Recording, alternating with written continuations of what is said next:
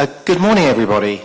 Welcome to this planning committee of Bath and North East Somerset Council, held on Wednesday, the 26th of July, 2023, in the Guildhall, Bath. I'd particularly like to welcome members of the public in the room and also watching on the webcast. My name is Councillor Duncan Hounsell, and I am chair of the committee. I will now ask the officers on the top table to introduce themselves. I'm Karina Haskins from Democratic Services. I'm Christopher Griggs-Trevarvan, Principal Planning Officer. Simon Elias, Senior Lawyer. Thank you. Please can I remind everyone to switch their phones and iPads to silent during the meeting, and also anybody participating to project your voice so that you can be heard both in the room and on the webcast. The meeting is being filmed and the recording will be available on the Council's website in due course. Anyone speaking that does not wish to be filmed should make themselves known to the camera operator. I'm now going to ask the Democratic Services Officer, Karina Haskins, to read out the emergency evacuation procedure. Thank you, Chair. If the continuous alarm sounds, you must evacuate the building by one of the designated exits and proceed to the named assembly point. The designated exits are signposted. From this room, you use the main door and then the main exit of the building. The assembly point is in Orange Grove on the green outside Browns. Thank you. Thank you. I'm now going to ask the Democratic Services Officer to continue and give details of any apologies for absence and substitutions. We've got Councillor Fiona Gawley substituting for Councillor Lucy Hodge and Councillor Ruth Malloy substituting for Councillor Toby Simon. Any declarations of interest? No? None declared. Thank you. Moving on to item 4, urgent business agreed by the Chair, I'd like to take the opportunity to make everybody aware that the Planning Department of Baines Council has won 2 awards. The awards were made by the Royal Town Planning Institute, and 2 awards for planning excellence were given to this planning authority, including Planning Authority of the Year. And having had these awards in the South West, they'll go forward to the national awards later this year. Just before moving on, I'd just like to read out a very short paragraph in the citation that was made when these awards were given. So these were comments by the judges who referred to Baines Planning Department as highly efficient, effective, engaging, inclusive, professional and exceptionally well run at a time when financial pressures on local government are acute. And also note that there were references to commitment to staff development, to the work on mentoring and apprenticeships and the pastoral support to each other.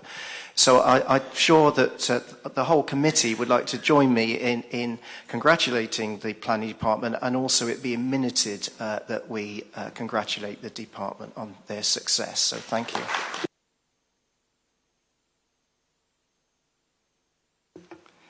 Okay. Any blushes on the front table?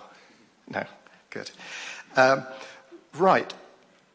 We now move on to statements and questions, and the Democratic Services Officer will now inform you of the public speaking procedure. Thank you, Chair. Speakers will be called to speak immediately after the case officer has made their presentation about the application. The order of speakers and the time allowed for speaking will be as follows.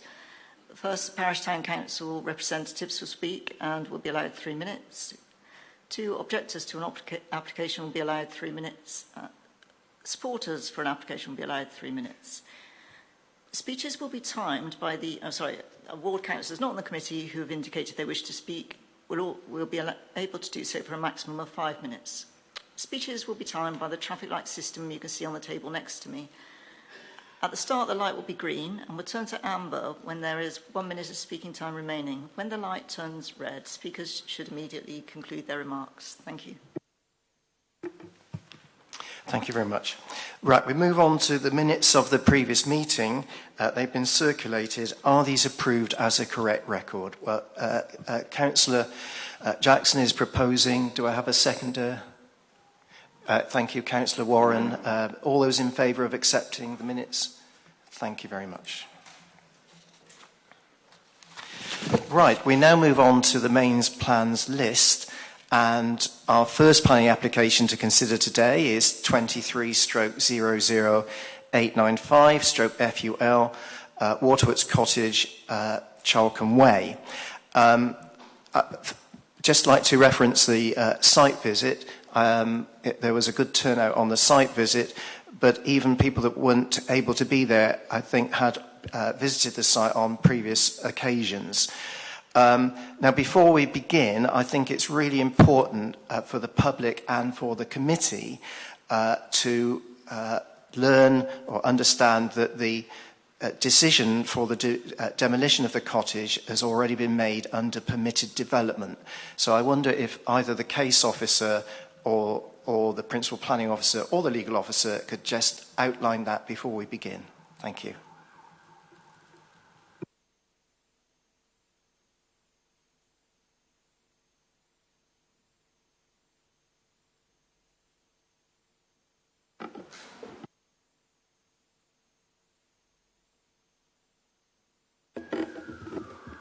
It's okay.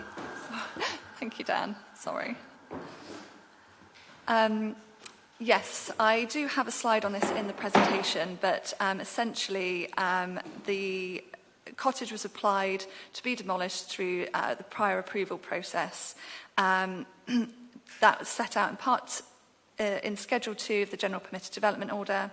The local planning authority cannot consider any other matters when determining a prior approval application. The statutory requirements relating to prior approval are much less prescriptive than those relating to planning applications. And during this process, the proposed demolition of Waterworks Cottage was found to be permitted development, and that's under Schedule 2, Part 11, Class B of the Town and Country Planning General Permitted Development Order. Thank you very much. So to be clear, we're considering the planning application as though the cottage is not there. Okay, so let's move forward. So I invite the case officer, Samantha Mason, to present her full report. Thank you. Thank you, Chair. So just two verbal updates to start off with. So there's a typographical error in the case officer's report. The second to last paragraph in the design and character appearance should read as follows. The proposal takes a contemporary approach to both dwellings. Given the varied style and modern nature of many of the surrounding dwellings, the contemporary design approach itself is acceptable. It is noted that the inspector found the previous scheme's contemporary design approach acceptable. So to confirm, officers find the design of the proposal acceptable. An additional further objection has also been received since the committee site visit for this application, which raised concerns to the loss of views, the impact to the urban to rural transition, and the visual impact of the design. And these matters have been previously addressed in the officer's report. So this proposal is seeking permission for the erection of 2 detached dwellings with associated means of access, car parking and associated infrastructure following the demolition of the existing dwelling and outbuilding. The site is located along Charlcombe Way within the Lambridge ward. So the site is shown edged in red on the location plan and marked with the red dot on the aerial plan. Don't think my mouse is working. Charlcombe Way bounds the plot to the west. A small unadopted track that provides access for the existing dwelling and Charlcombe pumping station runs along the north of the site. The Greenbelt and ANOB are beyond this. The site is located within the defined urban area of Bath. The site is not within the conservation area but is within the World Heritage Site. And the nearest bus stop is located 120 metres away at the end of Salisbury Way next to the substation, walking distance from the site. So the site has an extensive planning history, and here I've picked out some more of the salient cases for your information. In 2023, an application for 2 dwellings and extension to the cottage was refused by committee on appearance, landscape and ecology matters. This was later upheld, but the inspector upheld the decision only on the grounds of appearance. So this plan shown here shows the scheme for the 3 dwellings in blue compared to the scheme for 2 dwellings in red. And then following the appeal, the applicants applied for prior approval to demolish the cottage, the process of which I just set out. So during that process, the proposed demolition was found to be permitted development. As such, the loss of the cottage has already been established and cannot be resisted. So next we have the existing site location plan. The plan also includes the contours of the site and shows its sloping nature downward from west to east. It's a little hard to make out, but the cottage is located centrally. So this slide shows the proposed site plan. The cottage is to be demolished. You can see the outline is dotted in red. Plot 1 will be located on the similar western part of the site and plot 2 located downslope. While we're on this plan, it also shows the planting and ecological enhancement zones, and the blue dotted line shows where the amphibian fencing will be erected during the construction as precautionary working measures due to the local toad and frog migration route. So to clarify, the site itself does not have an ecological designation, but an important breeding pond for amphibians, including frogs and toads, is located around 300 metres north of the site. So from January to March each year, the amphibians migrate from the surrounding hills to the pond to breed, and from March onwards they then journey away from the pond to forage. So the amphibians may travel through and forage around the wider neighbourhood, including the application site. As such, mitigation and enhancement, such as the fencing shown, has been proposed through the Ecological Mitigation and Enhancement Plan, which is submitted with the application and has been conditioned. Here we have the existing elevations of the cottage, which benefits from the demolition through permitted development. And next we have the proposed elevations of plot 1. The north elevation at the top and the south elevation shown at the bottom. The existing cottage, again shown in the red dotted line. So plot 1 will be 3 stories. Whoops. And then here we have the proposed west elevation, which faces Charlcombe Way, and the east elevation. The neighbouring property of Coombe House and its garage is also shown on that plan. Next up are the elevations of plot 2, so north, south, east and west. Then some site sections. So the top section is through the site. So Charlcombe Way, sorry, my mouse is not showing up on the screen, but obviously you have Charlcombe Way to the top, plot 1 in the centre, and plot 2 in the right-hand side of that plan. And then the below section is the CC section, roughly north to south through the site, showing, you can see plot 1 section there and Coombe House. And then the proposed street elevations for Charlcombe Way. So plot 1, again, shown centrally, and Coombe House to the right there, as seen on the plan. Then onto floor plans. So these are just the basic existing floor plans of Waterworks Cottage. And then we have the floor plans for plot 1. So basement level, then lower ground floor and upper ground floor, which is the level access from Charlcombe Way. The proposal is for a 4-bed dwelling. You can see the terraces are marked, and the flat roof of the second floor will not be accessible beyond the terrace and will house the solar panels. And next, the floor plans for plot 2. This is proposed to be a 3-bed dwelling. So moving on to some visualizations. We have an aerial shot to the left.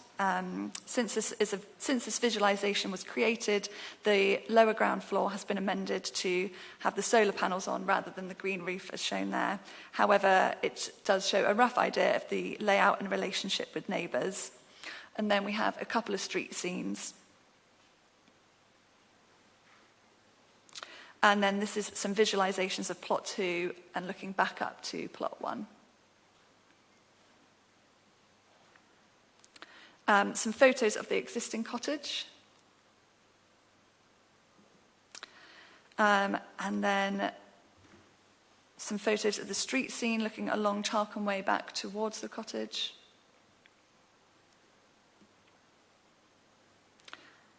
And then these are some views with neighbouring properties visible. So we can see Coombe House shown and 9 and 10 of Charlcombe Way. And then these are views across the wider site, taken from inside a neighbouring property.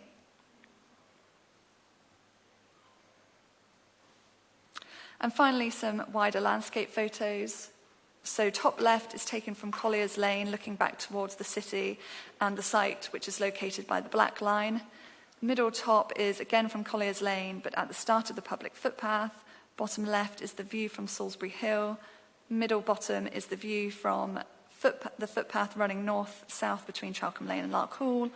And the very left is a photo taken from the footpath within the adjacent field, looking directly towards the plot, which will be behind that vegetation. So to conclude, officers are satisfied that the design of the scheme is acceptable among the other planning matters, and as such, the proposal is recommended for permission for the reasons set out in the officers' report. Thank you very much. Right, we now move on to statements from public speakers and any ward councillor who wishes to speak. So the first person I invite to come forward is Mr. Christopher Parkin, who is objecting. You have 3 minutes.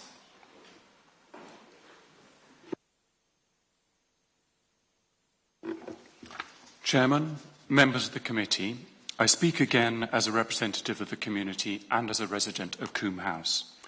Thank you for taking the time and trouble to visit the site. We hope it was useful in providing insights into the complexities and reasons for controversy surrounding the current proposal. To be clear, although there has been much general opposition to the proposed demolition of Waterworks Cottage for reasons of heritage preservation, we are not opposed to the general principle of development. Our objections are focused on the scale, intensity and character of the proposed development and its impact on the neighbourhood and environment. Its failure to maintain, in the words of the inspector, a gradual and harmonious transition between urban Bath and its picturesque rural surroundings. For all the reasons that have been previously articulated, the current proposal constitutes overdevelopment that will cause harm to the character and appearance of the area. Indeed, one cannot avoid the conclusion that this site is not suited to the development of multiple dwellings, but instead for a single dwelling sympathetic to the environment. To remind the committee of the facts relating to the scale of the proposed development, the total built area of both plots will be 5 times that of the existing cottage. The building of plot 1 will occupy over twice the built area of neighbouring Coombe House, and that of plot 2 over 1 1/3 times the area. The ratio of building to plot area will greatly exceed that of other nearby properties. Similarly, the total volume of building proposed is estimated to be nearly 5 times that of the existing cottage, including garage. The building on plot 1 is a massively overbearing structure spread over 3 stories. The area of its south elevation facing Coombe House will be nearly 6 times that of the cottage. The building on plot 2 will be intrusive to neighbouring Coombe House, suffers from serious access issues via the narrow Wessex Water Lane, and creates privacy issues from the close juxtaposition with neighbouring properties. Many other issues have been raised in the large number of objections lodged against this proposal, including negative environmental impact, increased traffic, risk to highway safety, and damage to local amenity. The Council for the Protection for Rural England, who strongly object to this proposal, emphasise the visual loss to the landscape and point out that the reasons for the inspector's refusal of the previous application still apply. That the design, siting, scale, massing and layout is unacceptable and fails to contribute and respond to the local context, thus failing to maintain the character and appearance of the local area. Contrary to recommendations of the latest research into nature-based well-being and green social prescribing, people will lose the benefits of the open feel and far-reaching views across the valley, which are easily accessible and enjoyed by local and wider communities, including the many walkers who pass through Chalcombe Way every day. In short, the cumulative harms of this development continue to outweigh the potential benefits. We appeal to the committee to refuse permission. Thank you. Thank you very much, Mr. Parkin. The next speaker is Mr. Tom Rock, who is speaking in support.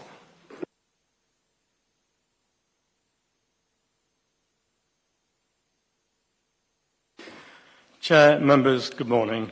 Whilst the earlier application for 3 dwellings was refused on grounds of overdevelopment and dismissed on appeal, the inspector clearly established as follows. There's no objection in principle to the redevelopment of the site, the only issue being the quantum in that scheme. Redevelopment would not occasion harm to the World Heritage Site or its setting. There'd be no harm to the landscape setting of the city, and the contemporary design approach is acceptable, and the proposed designs had architectural merit. Also, considerable weight should be given to the benefits of delivering additional family-sized homes on this site, given the constraints in house prices in Bath. The application before you now is very different. It responds positively and effectively to the issues raised by the inspector and to members' concerns regarding overdevelopment, as well as to the Council's declared climate and ecological emergencies. The scheme's been reduced from 3 to 2 dwellings. Both dwellings have been substantially reduced in size, equating to an overall 23% reduction in built footprint. Only one dwelling, as you've seen, is now sited on the top part of the site, adjacent to Chalcombe Way, leaving significant open space to the boundaries on either side. And the dwelling on the upper plot has been reduced in height to maintain views to the hills to the north. At its maximum, it's less than 1 metre higher than the ridge height of the existing dwelling. In addition, as accepted by your ecologist, the proposals deliver a substantial net gain in biodiversity, and thus responding positively to your declared ecological emergency. Extensive use is made of green roofs, and large parts of the site are set aside for biodiversity enhancement in accordance with the management plan. Surveys have revealed no evidence of toads on the site, but in any event, as you've heard, adequate safeguards are incorporated to protect them. The proposals respond totally and effectively to your declared climate emergency, achieving 0 operational emissions through a fabric-first approach that minimises heat and power demands and meets all energy demands on site through air source heat pumps and roof-mounted PVs with associated smart infrastructure, including on-site battery storage. Historic England issued a certificate of immunity from listing the existing cottage on the basis of their assessment it had no significant architectural or historic merits. And as you've heard, there is consent in place, permitted development consent in place for its demolition. The existing building is extremely energy inefficient and cannot be upgraded to meet your current standards. Its replacement by buildings that will achieve passive house standards and carbon neutrality is therefore an imperative in response to your declared climate emergency. The applicants are grateful to your officer for her assistance in resolving your concerns relating to overdevelopment, and which has enabled her to recommend to you that planning permission should be granted. You have a very detailed report before you explaining the changes and that the proposals are fully compliant with your development plan policies and acceptable in all other respects. Chair members, I commend your officer's recommendation to you and thank you for your time. Thank you very much, Mr. Rock. I now call on Councillor Joanna Wright, local ward member, who's going to speak.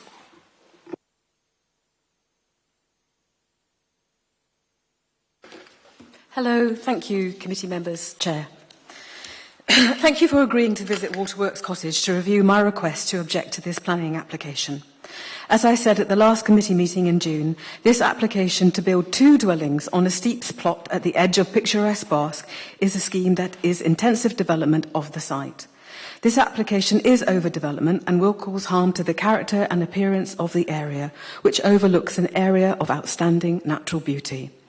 The harmonious transition between urban Bath and its surroundings would be in conflict with the adopted local policy CP6 of the core strategy and policies D1, D2, D3, D4 and D5 of the adopted placemaking plan.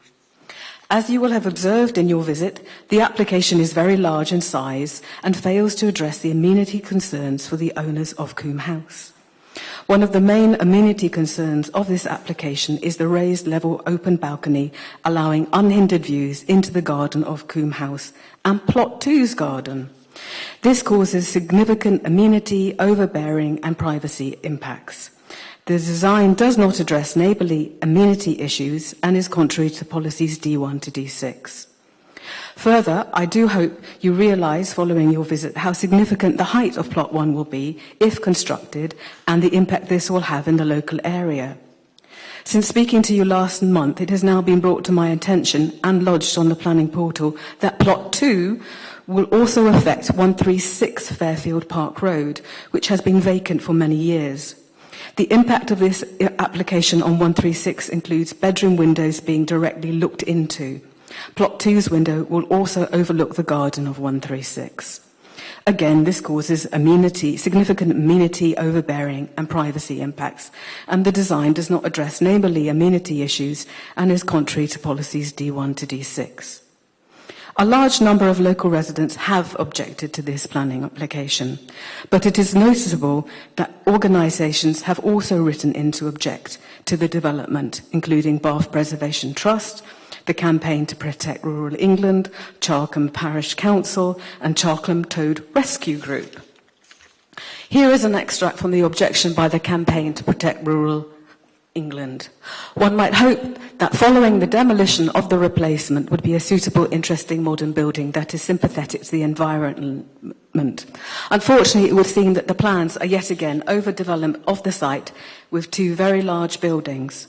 Not only will the land be lost to buildings, but also concreted over to provide the necessary facilities for access and parking. This would be bad enough in an urban area, but this site has an important presence in relation to the adjoining area of natural beauty, the entrance to the World Heritage City and the local green belt and local recreational areas. The NPPF recognises the importance of such factors in determining planning for such sites and requires local authorities to take them into account in making a planning decision. Such plans should only be approved when they make a positive contribution, which is clearly not the case here.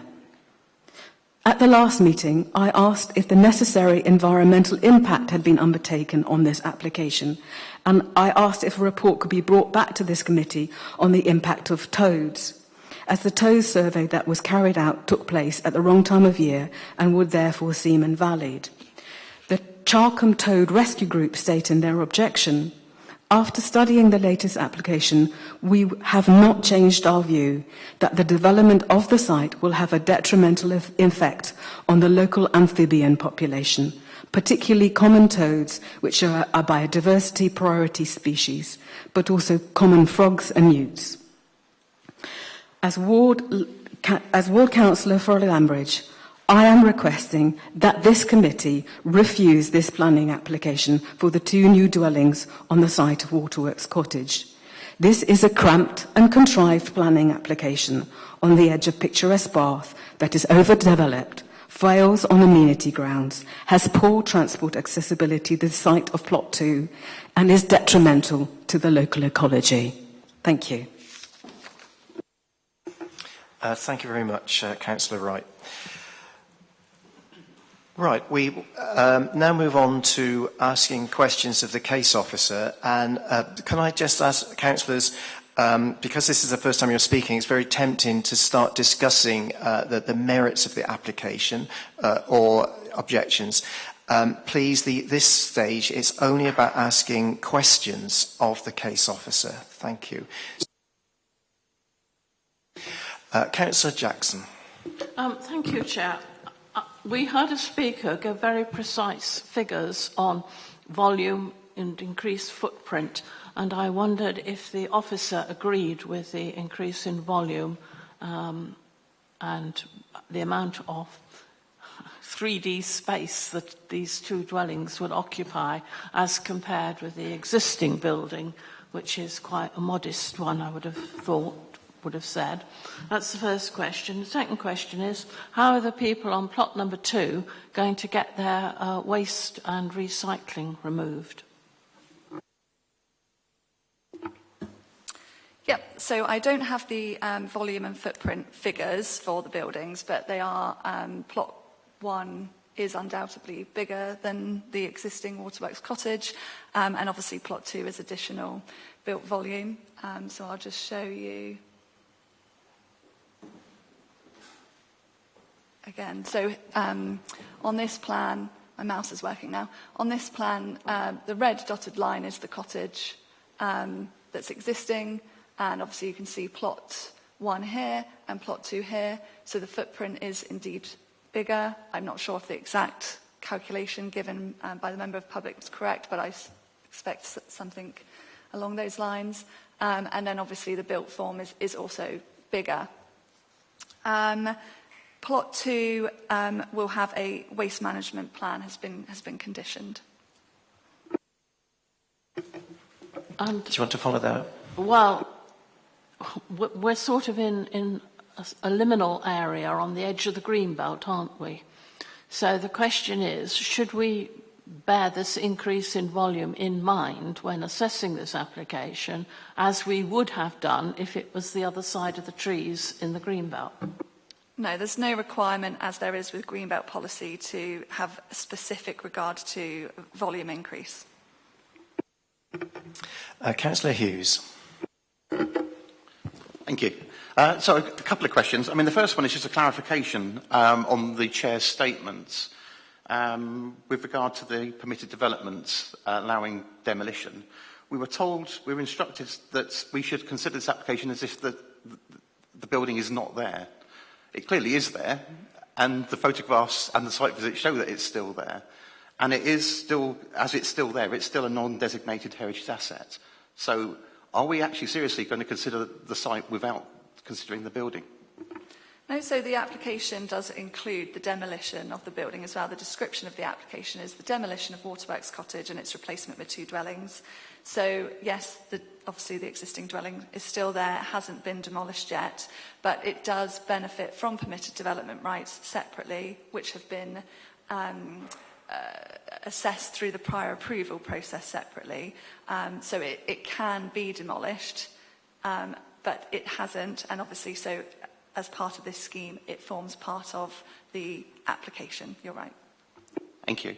My second question, could we have a look at the site section picture that you showed us earlier, please? So that one there. So I know that the developer said that the height is only an extra metre higher than the existing building. But I'm just looking at the volume that the neighbour to this side's got to look at. So when we look at the top picture, we can see an imprint of the current cottage, and then we can see the mass of the new development over the top of that. Do we know what that volume area is? No, I'm afraid I don't have the volume calculations. Okay, because obviously, I mean, height is one thing, but it's a consistent, I mean, at the moment, the height of that cottage is at a point, whereas the new development is a block. It's not just the height, it's the width of that height as well. Okay, thank you. Further questions? Councillor McPhee.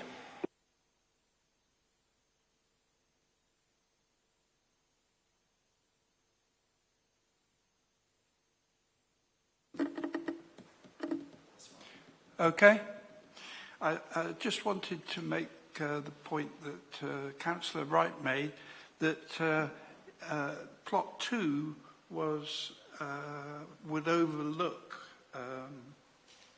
the neighbouring site. Is that a concern?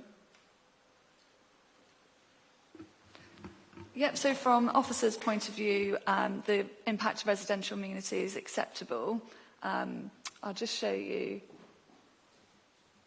on this plan. Councillor Wright, I think, was referring to this dwelling here, which is number 136. And plot 2 will be going in this location here. This is plot 2. So you can sort of see here the boundary. This bit here is the garden of 136, and then the garden of Coombe House here.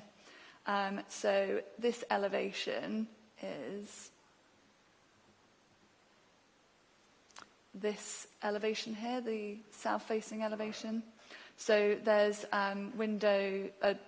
door proposed, obviously, at ground floor, but there's no windows on that elevation. So hopefully that helps. And the second speaker made reference that both houses were being built to Passive House standard. Is that correct? Yes, they are. That's correct.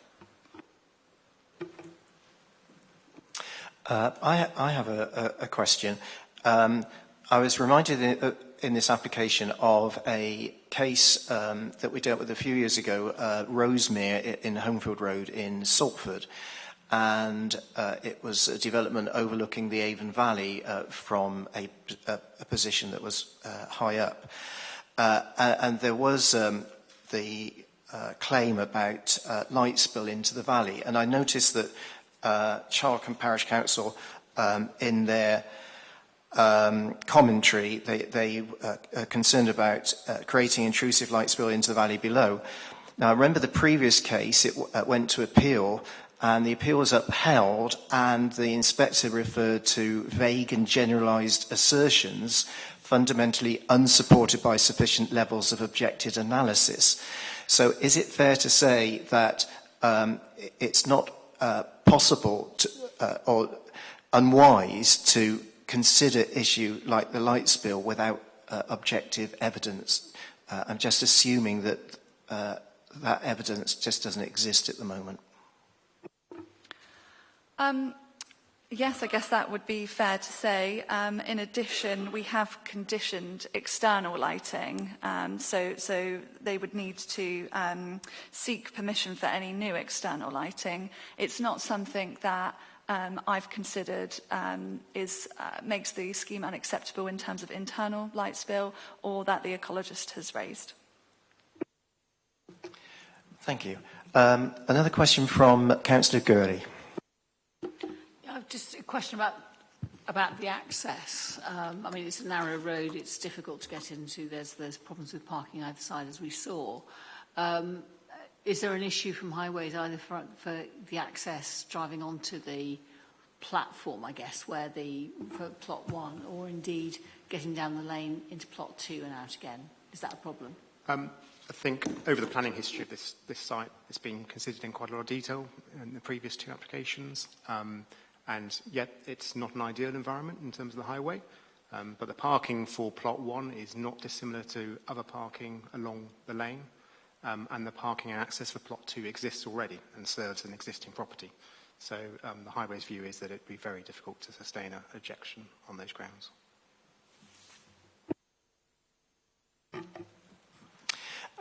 Further question from me. In some of the statements that were made in the public speaking time, there were quite a few references to the ecology of the site. Can you just tell us or remind us the view of the ecology department? Do they have any objections?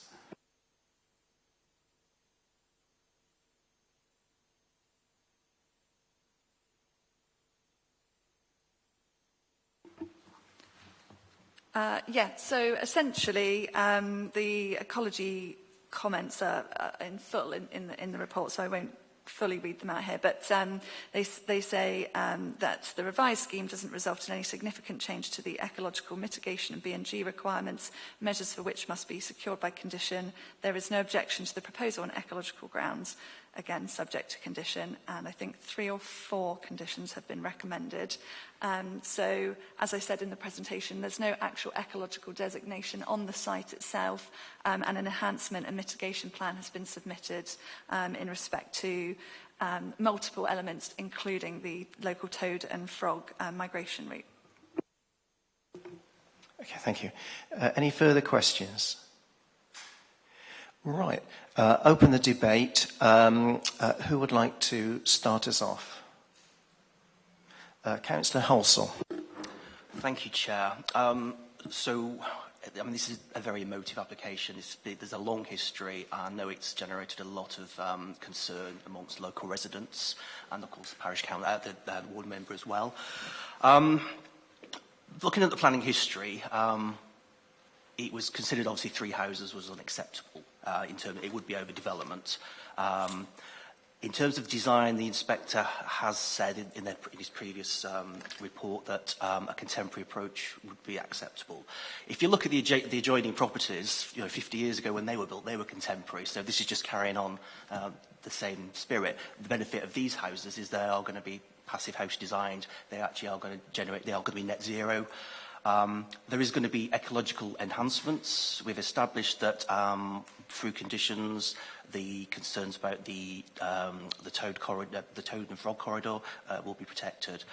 It would be useful if we could just look at the site plan, the block plan, please, the 1 to 500 plan. Right at the beginning. Okay, thank you. So if you look at the urban grain, I mean, we'll say not urban, but sort of semi-urban, urban edge grain, with all the established houses that are already there. They're individual properties, some are semi-detached on the higher level, but they all sit in quite extensive grounds. The plot for the 1 and 2, I feel they do have generous curtilages. I still feel that they will, in terms of just looking at the layout, they will sit comfortably within their site and they will maintain sufficient distance between other properties. From Coombe House's point of view, the building has actually been set away from where the existing building is. So I think that it is in terms of the 2-dimensional plan, it is very well settled development, and I think it fits in very well. The issue then is the 3D. It's the actual elevations, the heights. The plot 1 is 3-storey. As we know from the site visit and from the contours, it is a very steep site. So obviously some ingenuity has taken place here with the design. That is, the building will be actually built into the bank of the hill. If you look at the top elevation, at the top floor of plot 1, as you were standing on Cholcombe Way, it is a 1-storey building, essentially. And that is how it will be viewed as people are walking along that lane. That's how it's going to be viewed from the residents that live above it. So certainly I don't think there's going to be, even though it's not an issue that we can consider, there's going to be no impact or harm, I don't feel, on the views over the city, over towards the other end of the valley. In terms of, can we show the street scene from Cholcombe Way as it compares with Coombe House, please? So, I mean, obviously, I know there was been questions about the fact that it may be a metre taller than the existing house. Of course, obviously, being flat roof, there's more volume than the pitched roof. But if you just look at the garage, it's practically at the same height. So in terms of the human scale on Cholcombe Way, I don't feel there's going to be any harm there. So I think in conclusion, in terms of the height of plot 1 in particular, you're not going to see it. It's actually going to be within private land. So I don't feel there's going to be any harm in terms of character of the area. I think the contemporary approach is good, and I don't feel that, given the suburban character of the area, I think there's always going to be a degree. If somebody wants to overlook into someone else's property, they'll be able to do so. But I feel there is sufficient safety in terms of distance. The flat plot 2's southeastern elevation just has the chimney. There are no windows. So I don't feel it is going to harm the amenities of adjacent residents either. Thank you. Thank you. Who would like to speak next? Councillor Hughes. Thank you. I think I probably disagree with some of Ian's comments there. For me, I still think this is an overdevelopment of the plot. I don't think that any of this design is sympathetic with either the sites, the heritage, or the neighbouring properties. I think the block design is intrusive, certainly to the plot next door, where you're seeing this mass of building, where you had this probably quite an attractive cottage in the past. So I think for its mass, its scale, and for those reasons that it's not sympathetic to the plot, I'm not really in favour of this application. Right, Councillor Jackson. Yes, I said this about the previous application when I went on the site visit, and it changed my mind completely. And I think the visit we paid last Monday also changed mine, because I think context is all important. And I have to say, this building is going to have a massive impact on its surround, whatever the level, not least for all the walkers who come by, and they're obviously not expecting Jane Austen country. But on the other hand, this was a really interesting working-class building. We presume the workers on the waterworks, and it's going to go. And I would have felt much more comfortable with a design that referenced the historic past, even if the building can't be satisfactorily restored. And the blockness on a very narrow plot makes me uncomfortable that this plot is being overdeveloped. And although I know the drainage report was satisfactory, I'm asking myself about the ecological impact of so much concrete, and we haven't heard whether there's going to be greencrete, or what the mitigation is going to be for increasing the footprint on an area of drainage. So it's a very difficult one. I'm still thinking. Thank you. Councillor Warren. Thank you, Chair. It is a very mixed one here. I would say that with plot 2, I've no issue with plot 2 personally. Plot 1, I get all sides of the argument here. I'm a bit swaying more towards Councillor Halsall that it is a new building. I think the old building, reality is it's got permission to be knocked down, so it's probably going to get knocked down anyway. It's just a case of what gets put up inside of it, instead of it. Family house, you need a bit more area, you need a bit more volume. Excuse me. So it's going to be a bit blockier. The one main issue I have, if you go back, is what I call almost a viewing platform, which is looking into next door. As you can see, the bit on the bottom to the right-hand side. That would be my biggest issue. However, at the moment, I would be teetering towards permit rather than refuse, to be honest with you. And say it is going to be an eco-friendly house, which helps. The old house isn't.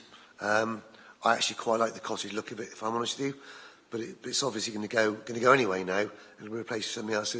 So just what? But and again, from the street point of view, it's not going to have a huge impact. From parts, it's actually going to be improved. The biggest impact is from the neighbouring house, which again, that's the one thing we have to take into consideration. Thank you. Anybody else want to contribute to the debate? At some point, we'll need somebody to propose a motion, and if it's not supported, then obviously we'll move on to an alternative. So would anybody else like to speak or to propose a motion? So, Councillor Gurley. I think I agree with many of the speakers. I can totally understand why from Coombe House it appears to be a big block, and I can understand why they are concerned about that. Having said that, it's set further back, it's set further away than Waterworks Cottage, and it's most of the views are away from it, so I can understand that. And also I think with Coombe House or Coombe Cottage, there's a house next door that's quite close and also overlooks. And I agree that the passive house standard is good. yes, it's very, very modern and blocky in an area that isn't quite like that. But then, as Councillor Hansel said, there are other modern houses as well. So I'm sort of, I totally understand why there's an objection, but I think that it's not an unreasonable development in the area on the edge of Bath. Councillor Minoy. Thank you. Yeah, well, my view is, and I know we're not supposed to be considering the Waterworks cottage because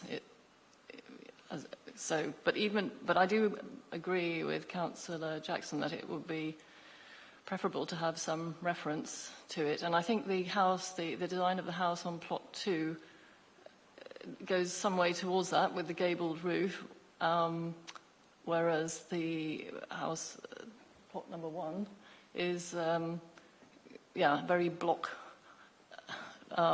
in form. You know, it's like a block, and I don't think that that is personally in keeping with the surrounding neighbourhood, and I also feel that it is overdevelopment. It's for the site.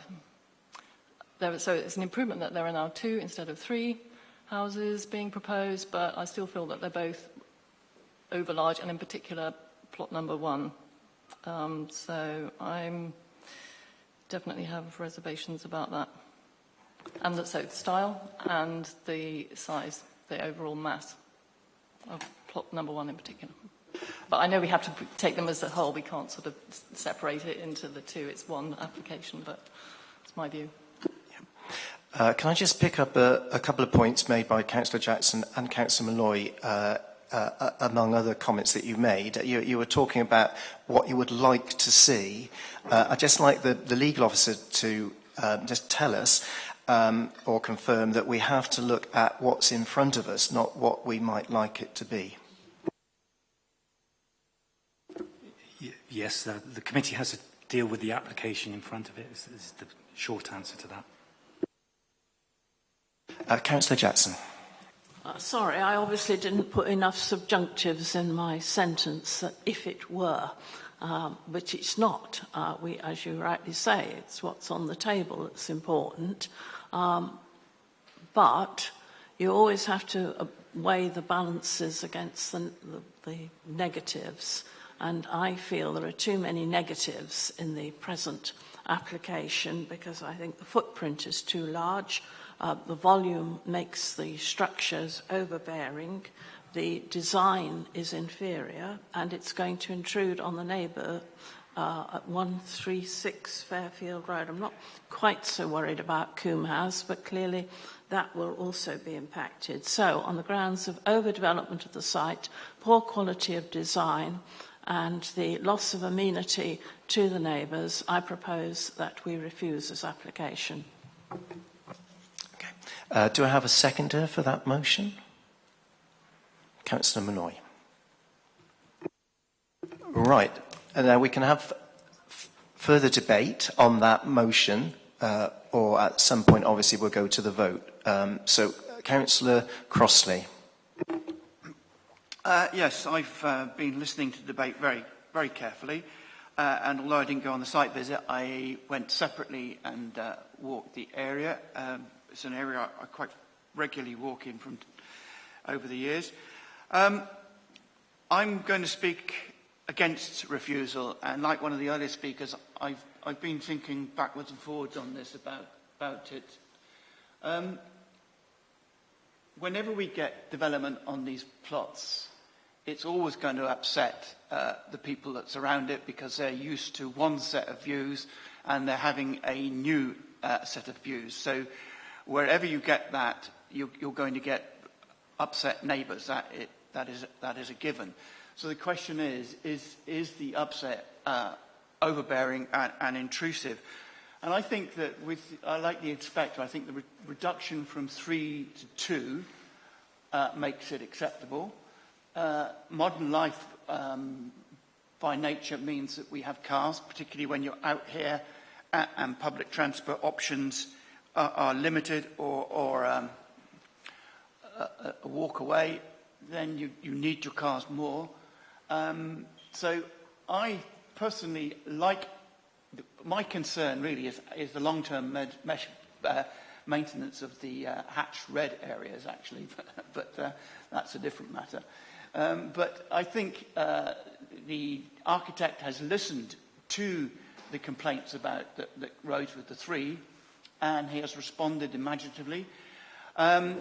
Regular members of this committee will know that I often speak against some of the modern schemes that we get put in place. But I think out here, the design here fitting in with the slopes of the land makes the modern approach acceptable. And so therefore, I should be voting against refusal. Councillor Warren. Yeah, excuse me. Thank you, Chair. I think when you look at it in black and white, it's all in policy. It's come back once with the 3 being refused, and you can put a modern building there. And again, I think with modern living now, actually the old type of cottage doesn't fit in there and make it worthwhile doing. I know the finances shouldn't and don't come into planning. However, I understand that if you want a family house in a family area, it's going to have to be a little bit blocky. And I think taking into consideration, I couldn't support the motion to refuse either, to be honest with you. Councillor Halsall. Thank you. I'm going to share the views of Councillor Crossley and Councillor Warren. I feel, people may not like the design, but that's not for us, that's a personal choice. The design is very good quality. It's zero carbon. I do not believe it's going to harm the amenities of any neighbouring property, even the one that was mentioned by Councillor Wright earlier, because again, there is sufficient distance between all the other properties. The 2 buildings have generous curtilages. Obviously, Waterworks Cottage has massive grounds. So it fits in with the grain of the area. I think there are suitable mitigation measures in terms of the ecological benefits and additional landscaping that will go in. I don't think visually, despite the increase in scale and the large, especially plot 1, which is pretty large in terms of its height, and obviously there was that the neighbour did set out the proportion of increase compared with the existing building. But I don't feel that this is going to cause any harm in terms of visual impact or in terms of amenity on neighbours. So I'll be voting against Councillor Jackson's proposition. Okay. Councillor Jackson.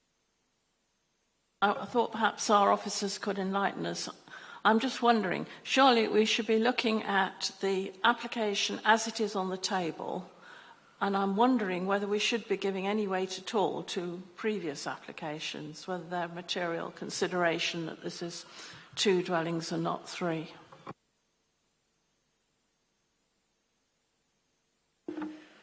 Thank you, Councillor Jackson. Planning history is a material consideration for any decision this committee has to make. And I think you may be alluding to obviously the previous permission to demolish the Waterworks Cottage, which is a material fallback position that the members should take into account.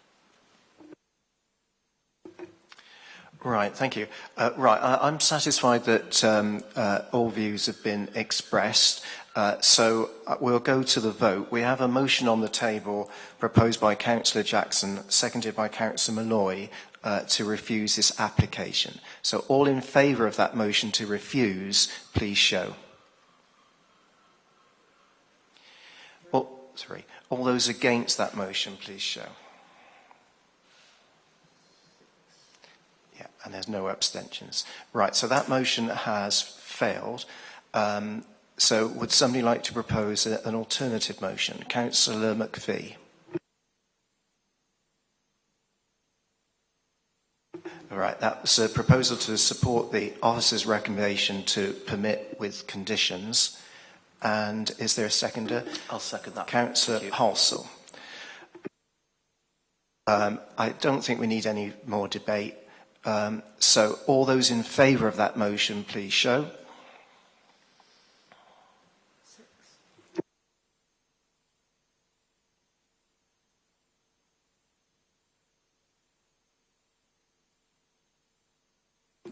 So, thank you. That motion has been passed, so that is the decision of the committee to support the officer recommendation to permit. Thank you very much. We're going to take a short break of 5 minutes.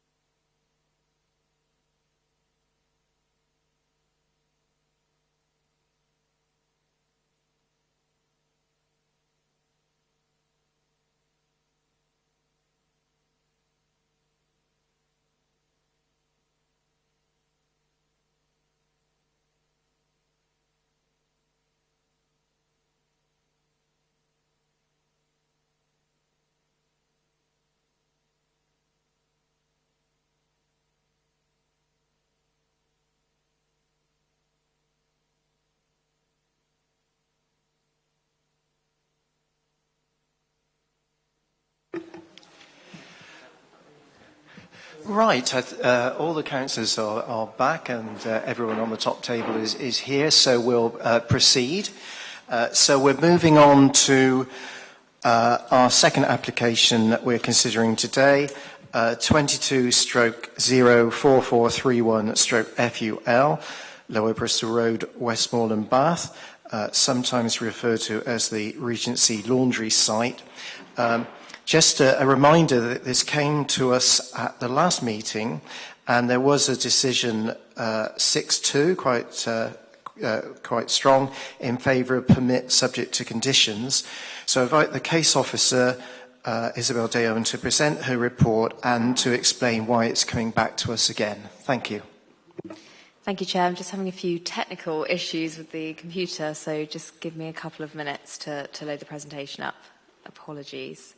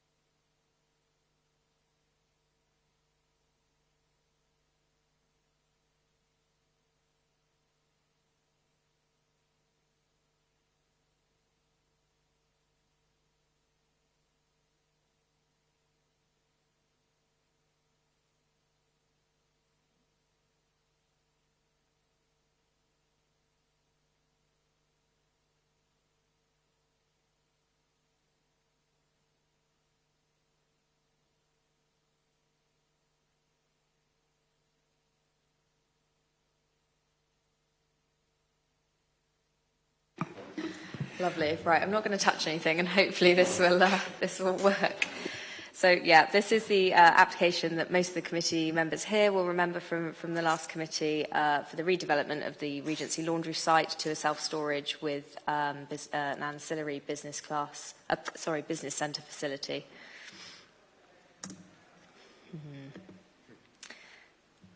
Oh, there we go. So just a quick update. This was in the report, but I just want to provide an update as to why this application has returned before the committee.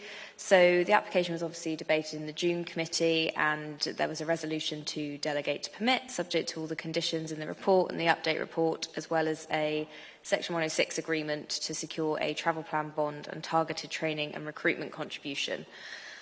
So before the previous application came to committee during the update report, I recommended adding a condition to essentially restrict the use of the building to self-storage and for no other use class within Class B8 within which a self-storage unit would fall. As such, kind of following discussions with the applicant after the committee, there would obviously be a very low number of full-time employees at the site. Likely 4. This is how the site, the Vanguard site in Bristol, operates.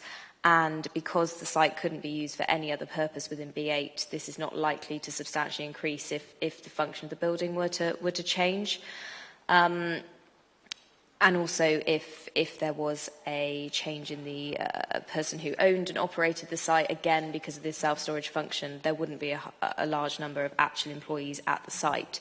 So given the no number of full-time employees and the condition restricting of the use within B8, a full travel plan is no longer considered justified by the council, and therefore the bond contribution to be secured in the Section 106 is no longer necessary.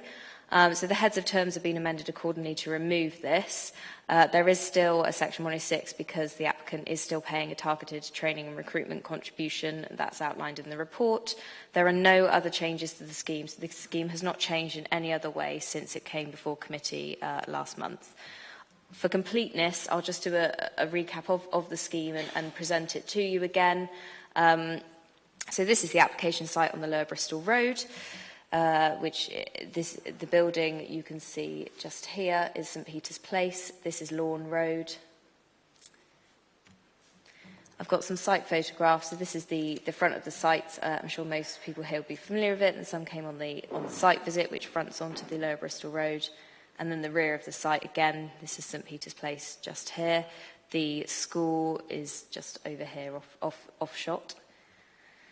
The existing proposed site plan, so this is the existing site plan and then the proposed. As you can see, the building has been pushed back quite significantly in the site. So this yellow dotted line, if you can make it out, is the outline of the existing building. So you can see that the building shifted back. The existing site elevation, so the north elevation is the one that fronts onto the Lower Bristol Road. The south is obviously the rear of the building, and then the side elevations. Then we've got the proposed elevations. You can see the outline of the existing building in yellow, and then the blue dotted line is a previously refused scheme at the site. Although this scheme wasn't refused on design grounds, it was refused on the basis of loss of employment. These are the side elevations of the building. The grey dotted lines are the approximate full height of the trees, which are going to go in as semi-mature trees. Obviously, they will take some time to reach full height. Then the section drawings.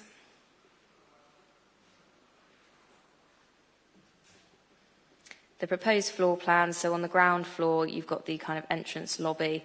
The majority of the other floors are used for self-storage. There are a couple of kind of ancillary meeting rooms for the business function at the site. And then the roof plan, just to show you the solar panels on the roof. The proposed landscaping, so there is the space around the outside of the building is being used for landscaping and greening. There is a biodiversity net gain on the site being secured. So the officer's recommendation is to delegate to permit, subject to the conditions and the Section 106 agreement securing contribution towards targeted training and recruitment. Thank you, Chair, and apologies for the delay. Thank you very much. Right, we have no public speakers on this item. So the next stage is to ask any questions. So we have Councillor Halsall. Thank you. I'd just like to ask Isabel the reason why it's been recommended to actually remove permitted development rights. Is this perhaps because, I'm only making a suggestion here, that any other B8 operation could involve the use of forklift trucks, more articulated lorries, which could have an immediate impact, whereas this one, we've agreed, as last committee, it won't. And just really for the sake of for the public's benefit, if the self-storage warehouse were to move out and an application was submitted to remove that restrictive condition, then we obviously, as well as all the other material considerations that we've been looking at, we would be asking for that bond to be paid as part of any permission. Yeah, so the condition is there largely, yes, for residential amenity. Obviously, this area is surrounded by residential properties. It's quite an unusual commercial site in that regard. So it's felt that obviously self-storage is, would have less impact than perhaps a warehouse where things were coming and going a lot more often and there were larger vehicles, etc. So that's the reason for attaching that condition. Yes, obviously, if there was a planning application to either remove that condition or change to another use in B8 or indeed another use entirely, that would be considered at the time. And if a travel plan was then considered necessary, we would have to secure the bond as per the SPD if it was considered necessary for that application. Councillor Gurley. Just a matter of clarity. You said that the previous application was refused because of the loss of employment, but yet this one is only going to employ 4 people. So therefore, there's a loss of employment anyway. Yeah, so we discussed this at the previous committee, but just kind of to reiterate, the self-storage is very likely kind of based on other models by Vanguard to be used by startup businesses, particularly in Bath, where there is a need that our economic development team have identified for self-storage. So these startup businesses who can't perhaps afford premises in Bath or can't obtain premises in Bath, are able to store their stock. And this then enables them to essentially kind of run their business from wherever they are based, but perhaps they don't have room to kind of store that material. I mean, obviously, you know, it'll also be used by members of the public. So yes, there are a low number of employees actually on the site itself, but it retains a commercial use. It kind of has indirect employment, I suppose, is the best way to describe it. Our economic development team are supportive. They've raised no objection. My view is that we would not be able to sustain a refusal on the basis of loss of commercial and employment space, given the support of the economic development team and the fact that businesses will be able to utilise the site. Yes, I've got a question. Basically, at the last meeting, there was a decision in favour of delegate to permit subject to conditions. What is it you would? Are you proposing? We agree today to acknowledge the change that you have described. So if you were going to go with the officer recommendation, it would still be delegate to permit. The section 106 is not yet agreed. It does need to be signed. However, you know, it is drafted and with the applicant's solicitor. So it would still need to be a delegate to permit. Obviously, if there were any other conditions the committee thought were necessary, they could be added as a delegate to permit, but hopefully the conditions list is comprehensive. Obviously, if committee members wanted to refuse the application, then that would be their prerogative to do so. Councillor Jackson.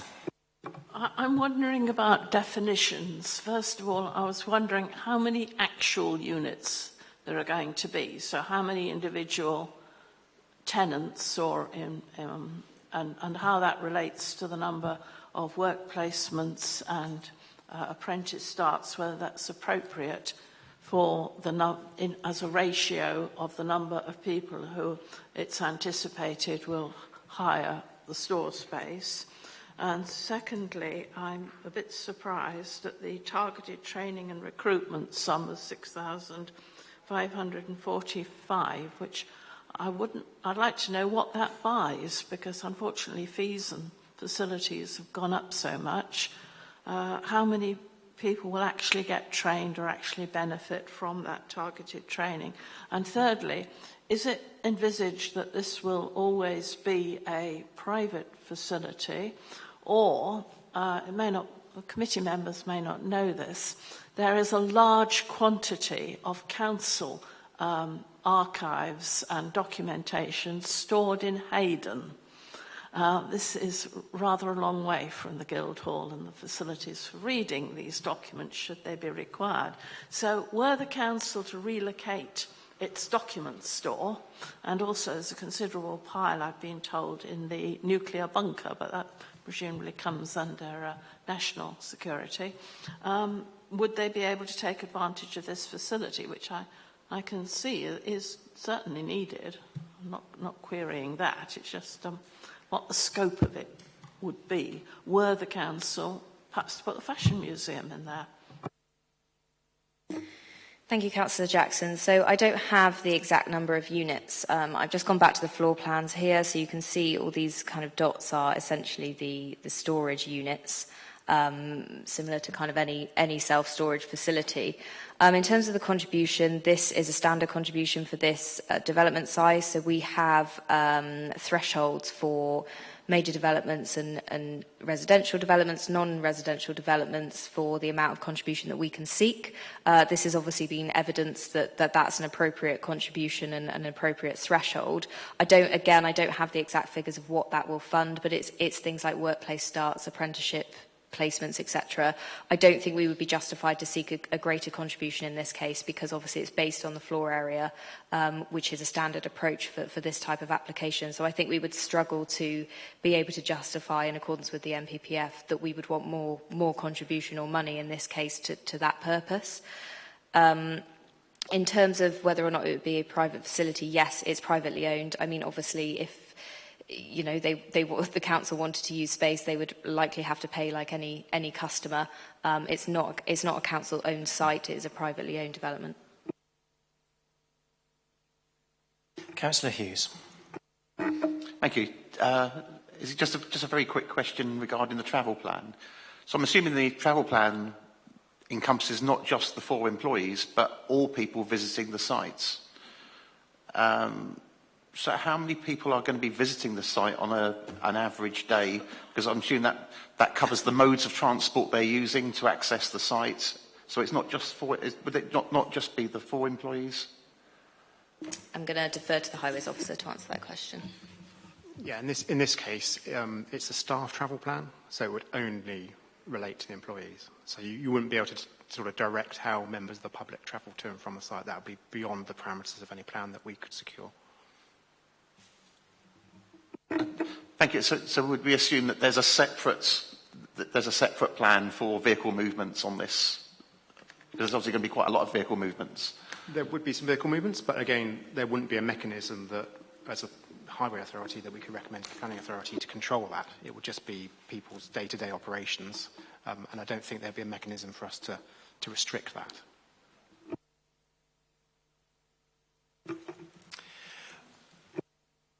Sorry, Councillor Malloy. Thank you. Yeah, I may have missed it somewhere, but I just had a question about the car parking spaces.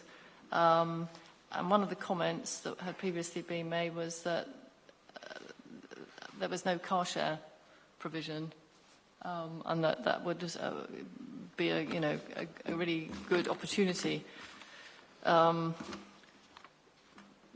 Is there any way that could be written in as a condition to sort of allocate one of the, is it 13 car parking spaces to be used as a car share one?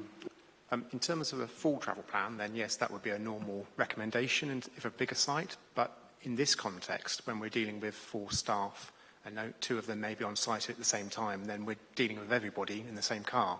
So I think it would be probably a little bit ambitious in terms of the scale of what we're dealing with. Can I come back? So I was thinking more, not so much for the employees, as there are only going to be 4 of them, apparently, probably, but more that it would be an amenity for the local community. But I guess if the site is owned privately, that would be a different, perhaps that would be a different arrangement to be made. But if they were willing to do that, would that be possible? I mean, thinking about other projects in the future as well, rather than having it, on street, which is maybe limited. I'll just come back on this one. I think car share schemes obviously do have their place quite often in residential developments where perhaps we don't have sufficient levels of car parking, or we want to encourage residents to perhaps travel to work together, or go on trips together, etc., and therefore there will be less vehicular movements. In this case, the site is commercial. So for members of the public, if we were going to condition it, it would obviously have to be a condition which was necessary and reasonable, and necessary to make the development acceptable, but also reasonable. And I think it would be very difficult to justify that the commercial business should be providing a car parking space for a car that residents around the area would likely be utilising. The site isn't a residential development. And we probably wouldn't expect sort of people using the self-storage facility to necessarily coordinate their movements. It's going to be separate businesses, separate individuals, so I think that'd be quite difficult. So I don't feel that the council could reasonably request that a space for a car share scheme could be required. As Dan has clarified, obviously if there were higher numbers of employees, you might expect the employees to car share, but given the low numbers proposed in this case, it really wouldn't be justifiable to dedicate a space and provide a car share scheme on that basis, in my view. Any more questions?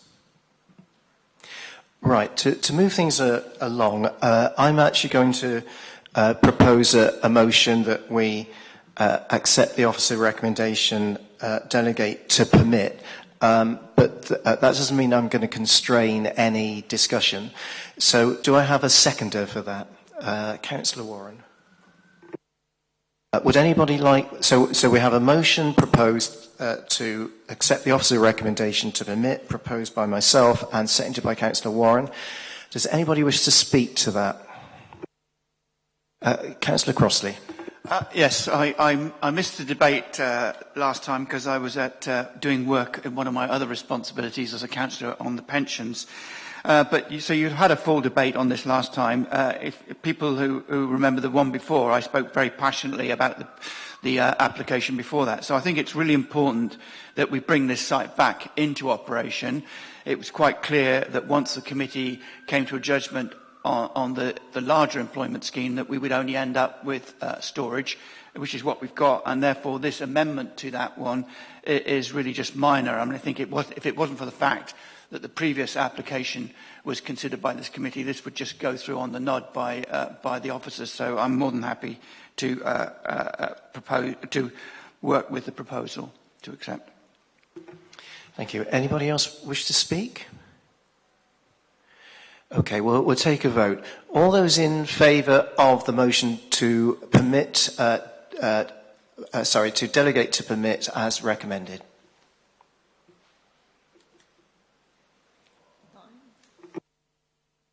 That's unanimous. Thank you very much.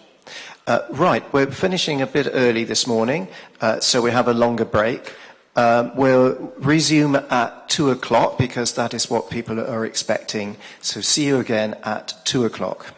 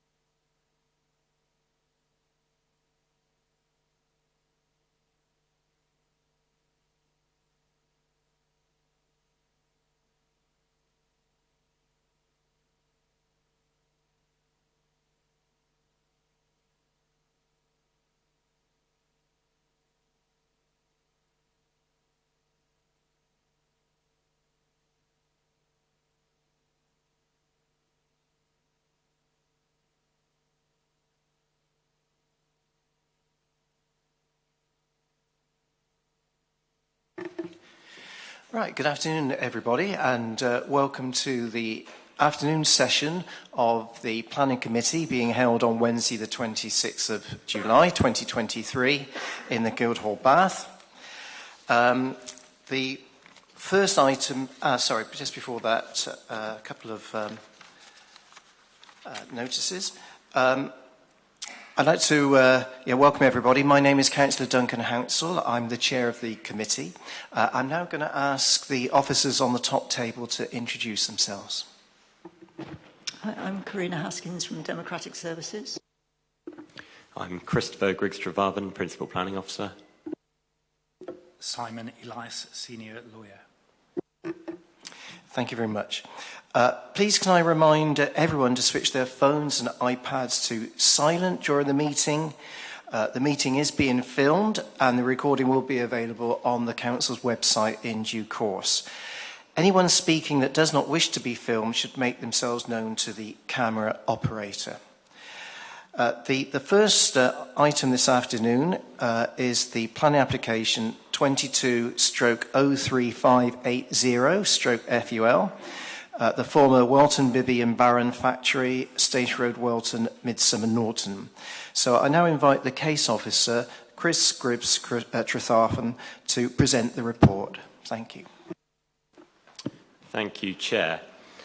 So, as Chair's pointed out, this is an application of the former Welton Bibby and Barron factory. The application is for enabling works in preparation for the policy SSV4 site redevelopment, including demolition, groundworks, flood mitigation and formation of 2-metre footpath along Station Road frontage.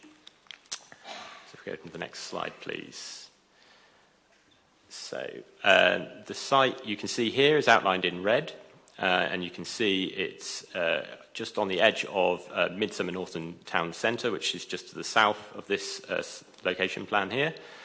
The majority of the works of this scheme are focused along the Station Road frontage of the site, which is to the east of the site. And you've also got North Road running along the southern boundary of the site there, with the junction at the Stone Cross mini roundabout. Next slide, please.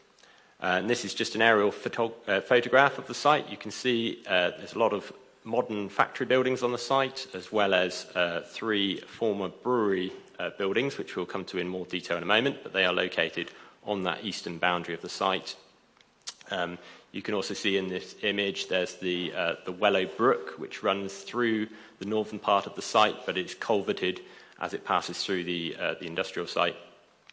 We've got the Midsummer Norton Conservation Area, which lies largely to the east of Station Road, although a part of it does cross over the road and encompass part of the brewery building area.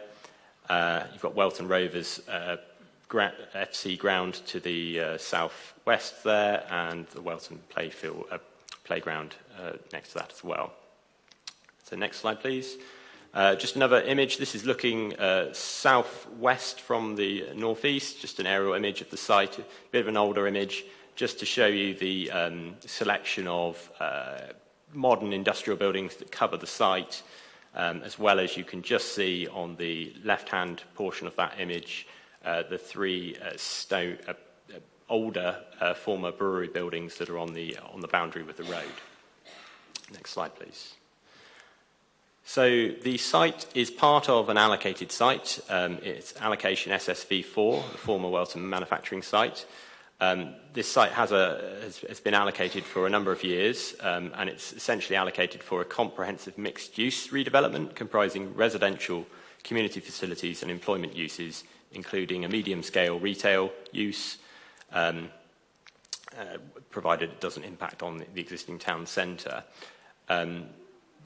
There are a number of other development requirements and design principles accompanying that policy, but this application doesn't directly address the allocation requirements, as it's not a proposal for a comprehensive redevelopment. It is an application for enabling works, which I will explain in more detail as we go on. So if we move on. This plan here, I could start to explain what is proposed. So there is a portion of demolition proposed. So the area identified there as phase 1. the application proposes to demolish all of those buildings within phase 1. So that's the modern factory buildings, along with the former brewery buildings along the road frontage. You can see in pink, in sort of the purpley colour there, that is the extent of the conservation area, extending just into the site at the sort of midway point there. The proposals do also include some other works, including a new pavement on the west side of Station Road, widening of the pavement on the east side, and 2 new crossing points, along with the rebuilding of the facade of the former brewery buildings, which we'll see in a moment. But just first, we'll go to some photos. So we're going to move on to the next slide, which is a view from the Stonecross mini roundabout. Looking north down Station Road, you can see the Stonecross pub just on the left-hand side of the image there. And then as we move down the road, you can see that on the left you've got the sort of the rear car park for the Stonecross pub, and we're looking down Station Road. You can see there's no footpath on the west side currently, and there's also the footpath on the east side is very narrow, and you can see some of the stone cottages that fall within the conservation area on the east side there as well. And if we move on, this is again further down the road, looking over the application site. So you can see some of the modern factory buildings there, flat roof, bits of pitch roof here and there, and just on the right-hand portion of that image, you can see the end gable elevation of building 3 of the former brewery buildings. Again, you can note there's no pavement at this area. And then this is directly adjacent to the former brewery building, so you can see that on the left, and then you can see the conservation area on the right and the footpath. And then if we move further down the road, and then turning back, looking slightly back up the road, you can see the brewery buildings on the left-hand side of the image there, and some of the modern factory buildings in the foreground that would be demolished as part of this application. And then move on again, just looking back up Station Road again to just give you an appreciation of the current sort of pedestrian experience on Station Road as you move towards the town centre or away from the town centre. The pavement on the east side is very narrow, and conveniently in this photograph you can see there's a person in a mobility scooter who's only just fitting on that pavement whilst navigating around one of the telegraph poles. It's quite a narrow pavement. And it's also a very busy road, and it's quite a hostile, stressful environment for pedestrians and other active travel users trying to access the high street. So if we move on again, just looking up the road, you can see there are all sorts of traffic on this road. So we've got tractors and trailers, etc. And then moving on again, just looking back up the other way, we've got those cottages on the left-hand side and the site to the right-hand side. If we move on again, this is just an image from the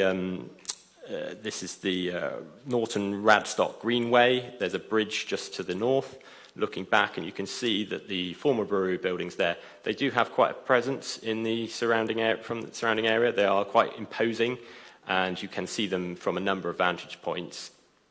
If we move on again, this is an image just taken from below where that last image was taken, not zoomed in this time as well, and you can see in the centre of the picture there, you can see those former brewery buildings standing proud of the other surrounding development. And then if we move on, so this is from the south, looking north towards the end gable of Building 3, again, just highlighting its presence in the surrounding area. And then we move on once more. And then this is from the east, inside, I believe it's called Weltham Vale, is the street name. You can see, again, views from the conservation area, the presence of particularly the taller Building 3 of the former brewery buildings in the surrounding area. Next slide, please.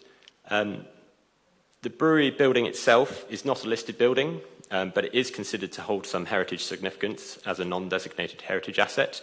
As you can see from the images here, it dates from around, it's from the 19th century, it appears on maps from 1839 onwards. It's known to have played a big role in the Welton brewery business, which was very big in the area until about the early 20th century, when in the 1930s it became a bag factory.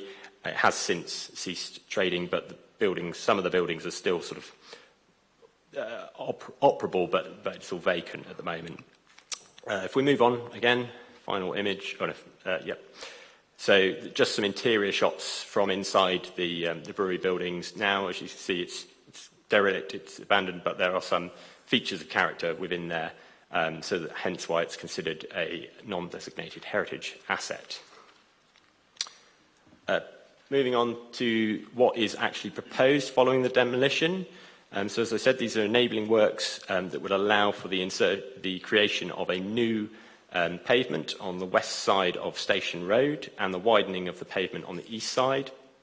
They would also involve the creation of 2 new crossing points that you can see at the north end of Station Road and further down to the south end in this image. We'll zoom in a minute.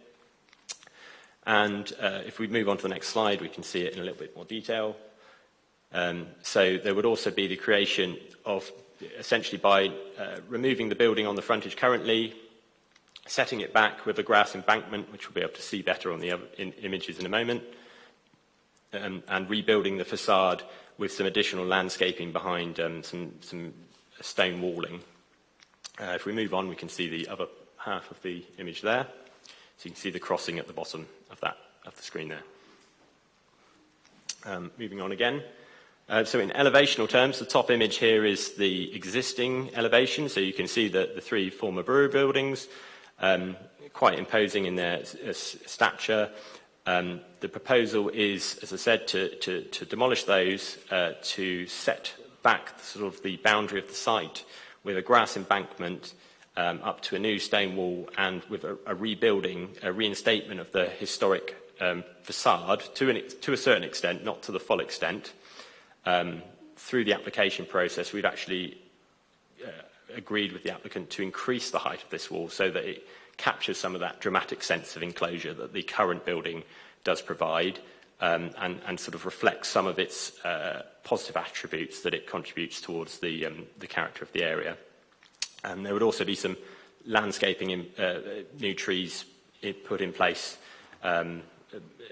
behind that wall. And we'll see in a moment, if we move on again, we can just see there's some sections. So we'll quickly run through those sections. If we go to the next one, section AA, you can see the existing at the top, and you can see the sort of modern, that's one of the modern buildings on the left-hand side of that image being removed. With the grass embankment, you can see at in the bottom image with the stone wall above. And then if we move on again to section BB, again, similar sort of relationship between the existing at the top and the proposed at the bottom. One of the sort of supplementary benefits of this proposal is it will allow for some opening up of views back across the conservation area, as well as through the demolition of the existing buildings, open up the site for sort of wider views as well. And then on to section CC. This is through the section where the former brewery building is and would be demolished, and with the historic facade reinstated. And then finally section DD, just again further north on there, looking back through the site. And then if we move on to the landscaping plans, so as I said, there would be a number of trees. I think it's 9 trees would be proposed to be planted just behind the grass embankment, adding some sort of green edge to the scheme, and providing a bit of softening to sort of alleviate the harshness of the urban environment here. And then finally, I think the final image is just for information, is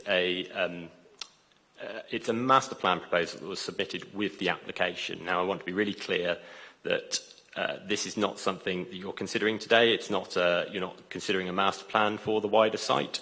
This is illustrative only, and its purpose really is to demonstrate that the enabling works that are part of this application would not be prejudicial to a future comprehensive redevelopment of the site.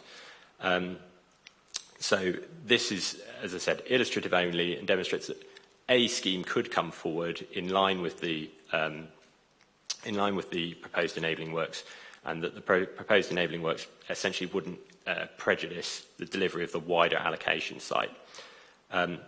It's very much worth saying that the key issue here for officers was a balance of harms versus benefits in respect of the harm arising from the loss of the non-designated heritage asset, which does have value, but balancing that against the benefits that arise from the improvements to the highway in terms of the pedestrian improvements and the increased connectivity to the town centre.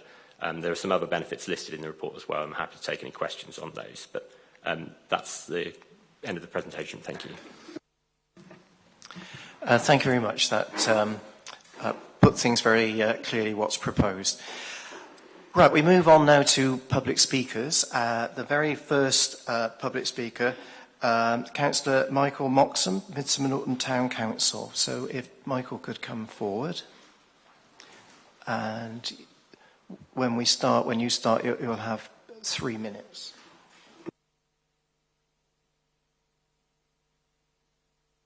It's the first time I've ever done this. What I've seen earlier on this presentation is exactly what the people of Midsomer Norton want. A majority of people in Midsomer Norton. I've been a town councillor now on second term, but I did about 18 months voluntary to find out what the council was about when I joined. But ever since that date, this is a subject that's been crossed over to me every day of the week, and I mean it, every day. It's called the boil, the festering boil of Midsomer Norton, the whole site. And people are saying, when is it going to be done? When is it going to be done? I worked in that factory some 40 years ago, and it was condemned then, the brewery side. I had a planning meeting a couple of weeks ago where I invited the public there. They came in, we had a full gallery of people from the town that I support that stood up and said what they wanted there, and this is what they want. And I don't see the problems why we're going over and over the same ground all the time. The factory should be taken down and put back. That's the theory. That's the problem. I'm a disability user. I've got to stay on that pavement. I can't get off of that pavement up there. Nobody else can cross me unless they move off into the road. The same with a baby with a pram, a mother with a baby in a pram. They have to come off the pavement. I've got no other choice. And it's frustrating and very, very dangerous. What I've seen there is exactly what the people want. I had the public there the other week.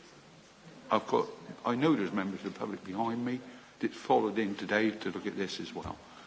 I understand the bone of contention is the heritage side of the brewery. It's a heritage side that I don't think has any relevance at the moment to the town with what the people want. And I live in Valley Walk, which is right opposite that site. And I think the council this council ought to really consider, let this start, let it go ahead. Because it is the festering boil of Midsomer Norton. How long have I got left? Probably about half a minute. Half a minute? Well, all I can say is I've read this report from you here. I've been through it and through it and through it. Dated the 2nd, 23. I've read it. I can't see anything wrong with what's in there that the people have asked me to support for. I can leave it at that. Thank you very much. Our next speaker is Jane Lewis, who is speaking to object.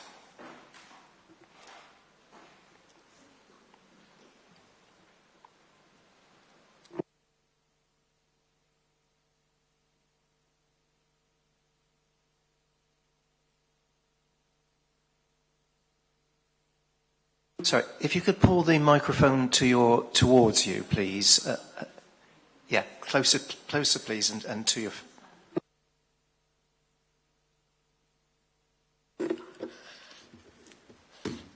Okay. Perhaps I should clarify that I was a Danes councillor in the mid-2000s. I was on the town council for 6 years. I'm a resident of Wilton, and I championed the conservation side of things for a large number of years. And to be honest, I'd hoped that I would never come back into this chamber again. I like to think that I had secured a degree of recognition for what, to me, the town values in terms of its social history, its industrial history. You know, I'm not saying anything against Bath, but I just find Midsummer Norton so much more interesting if you describe things or take people in. The Somerset Coalfield history is particularly interesting, and all the industrial buildings that are associated. It's lost a lot, and I just want to retain the rest. So the reason for me speaking really is against the brewery decision. You know, nobody in their right mind is wanting this to be about delaying any further the development of the site. But I would like to say as well that it has been shockingly long, but I don't believe that that is particularly to do with the officers. It's a process, and, you know, I want the policies to be followed, not inched away. So, you know, feel quite strongly about that. So, in fact, the first bullet point I made is that I like rules, and I would like the rules to be followed when it comes to the brewery building, because I cannot actually see that the brewery itself is holding anything else up, particularly as we're not deliberating the master plan today. And I'm particularly concerned over this sort of, you know, two-storey wall, which really is it's not even a compromise in my view. I appreciated the officer for showing, you know, the elevations. They're very good photos. I love that building. And if you just take away all the other, you know, 97% of you know, rubbish, it could actually look really good. The other thing is that I can't see that the benefits have been properly explored or explained. To me, they are very subjective. And in that sense, I am quite cynical in thinking that this is the cart before the horse. Remove the brewery, put in a road, then see what the benefits are. I'm sorry, I don't agree with that. I've mentioned about delay. I don't think the brewery demolition makes any difference. I've circulated papers to everybody, so I'm trying not to repeat myself. But there is a photograph that I took from the northern hillside showing the buildings, and I appreciate now that I need to stop. I do just want to say that there was a judicial review on a similar decision down Station Road, and demolition of a late 1700s or third section building in red sandstone, and the decision had to be quashed because it was against policy. Okay, thank you. Thank you for listening to me. Thank you very much. Right, our next speakers, they're going to share 3 minutes in support. We've got Nigel Whitehead and Tom Schumacher. If they both come forward. And is it Nigel speaking first? Tom speaking first. Okay, when you're ready. Chairman, Vice Chairman, fellow councillors, thank you for this opportunity to address you on this call-in item.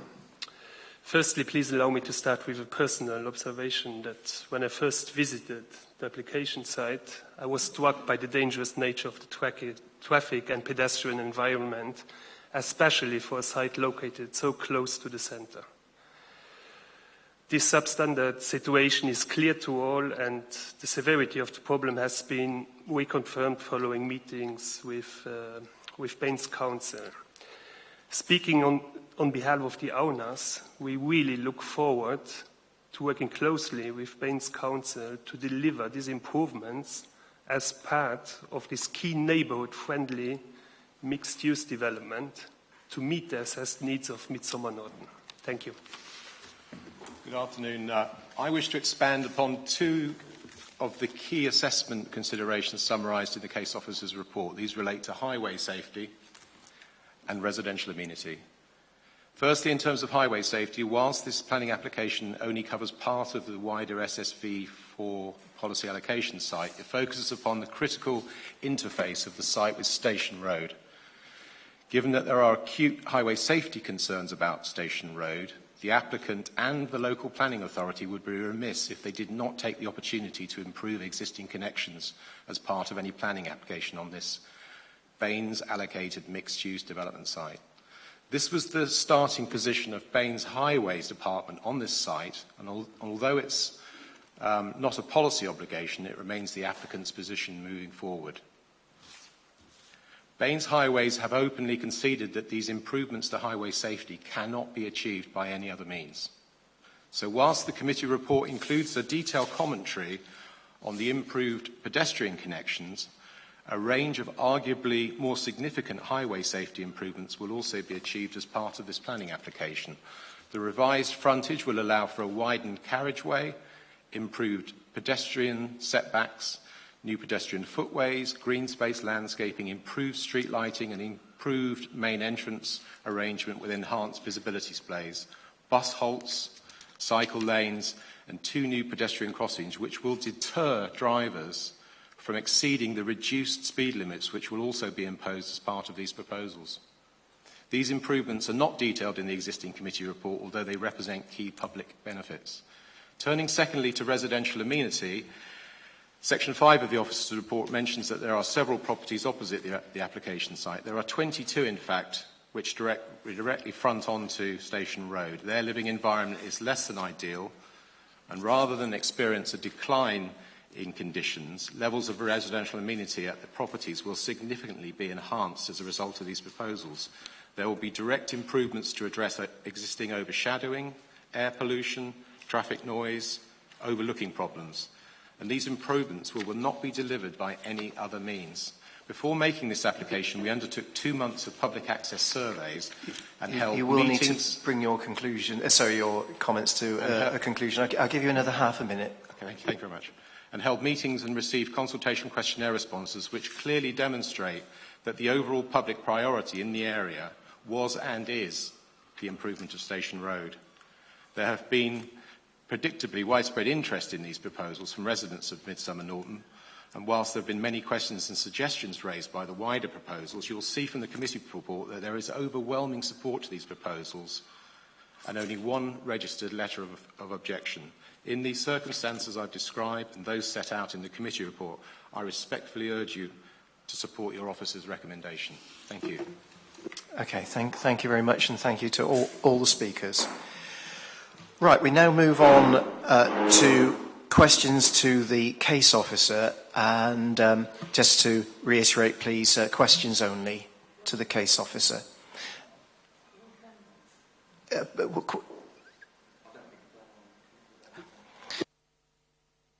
Right, when we come to the debate, the ward member will speak first, but we're at the stage of asking questions to the officer. I mean, if Councillor Hughes wants to be the first to ask a question, absolutely fine.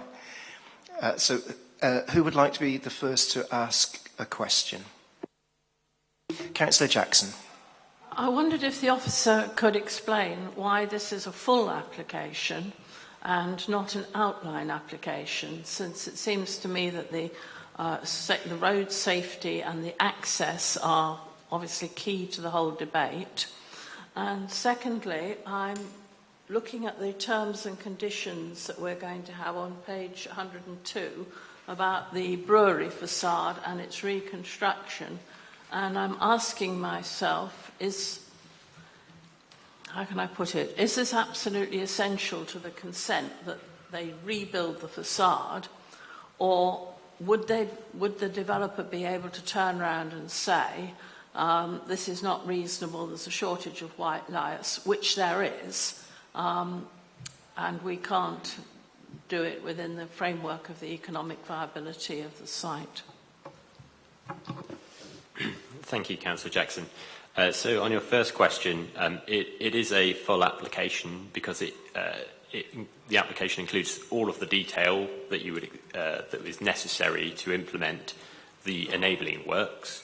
I think what you might be alluding to, the fact is why is it not a wider application, for an outline application for the whole site, which is what the previous consent on this allocation site was. It was an outline application, but that is not what is being applied for. It's focused on these specific enabling works, and we have all of the details of those, and so that is why it's a full application. In respect of the facade question, so as you pointed out, there is conditions related to the reconstruction of the facade, and those conditions will require a programme for the implementation of that reconstruction, as well as there's a condition, I believe, around evidence being supplied of a contract to rebuild that facade in place before the demolition can take place. So we're comfortable enough that those safeguards are in place to ensure that if demolition does take place, that it will be rebuilt. And that's the sort of standard approach taken for when there's the demolition of buildings in a conservation area subject to redevelopment. We would use those sorts of conditions. So officers are comfortable that that has been secured.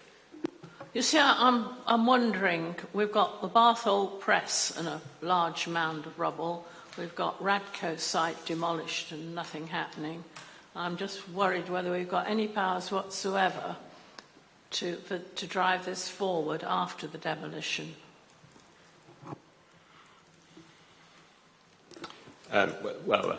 We would have, as I said, the conditions would be on the planning permission, and if there was a breach of those conditions, we would be able to pursue that through various enforcement actions. Councillor Halsall. Thank you. Just four very quick questions, seeking some clarity, really. So first of all, can I just ask, there is no extant planning permission on the site, and that's the reason for this application, to basically create a clean sheet for prospective developers to come along and put an application in for a whole-scale scheme? That's, yes, correct. There was an outline planning permission granted a few years ago, but no work commenced on that, and that permission has now lapsed. Okay, all right. So it would be preparing the land for a speculative scheme in the future in accordance with the local plan policy. Is the access in the existing position that would just be enhanced to access the site? Yeah, so there's two accesses, because there's one at the north end of the site and one at the southern end, and those are in basically the same position, but they're enhanced by the fact that the retaining walls and the buildings are moved back, so the visibility splays are opened up. All right, okay. And with regards putting the footway in on the west side and obviously extending the one on the east side, the whole footway does not continue up to the Stones Cross roundabout. It will actually stop at the retaining wall behind the pub. Is that correct?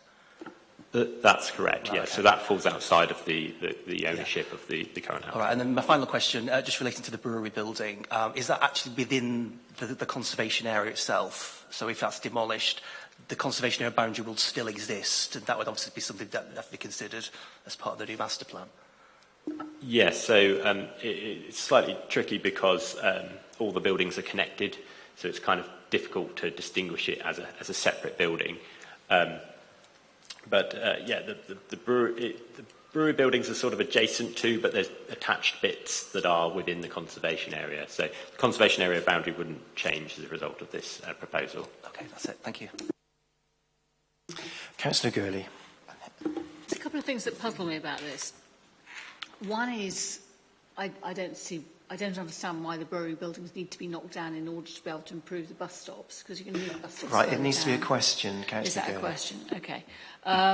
And there's also a question about the facade. I suppose it goes back to Councillor Jackson's question about the facade and why that's going to be truncated, not the full facade as it is of the brewery buildings. So the proposals to rebuild the facade, I think it will only be a facade, so it is not a facsimile of what's there before, and it's an attempt to try and recreate some of that dramatic sense of enclosure provided by the existing building.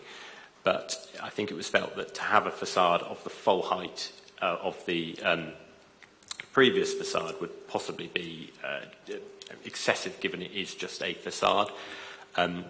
It is also, if in terms of where the actual height is actually only 1 metre lower than the existing facade in total height, but it's situated on top of the grass embankment, so the actual ground to top of the facade height is a lot lower than the former Brewery building, but the AOD height is only 1 metre lower.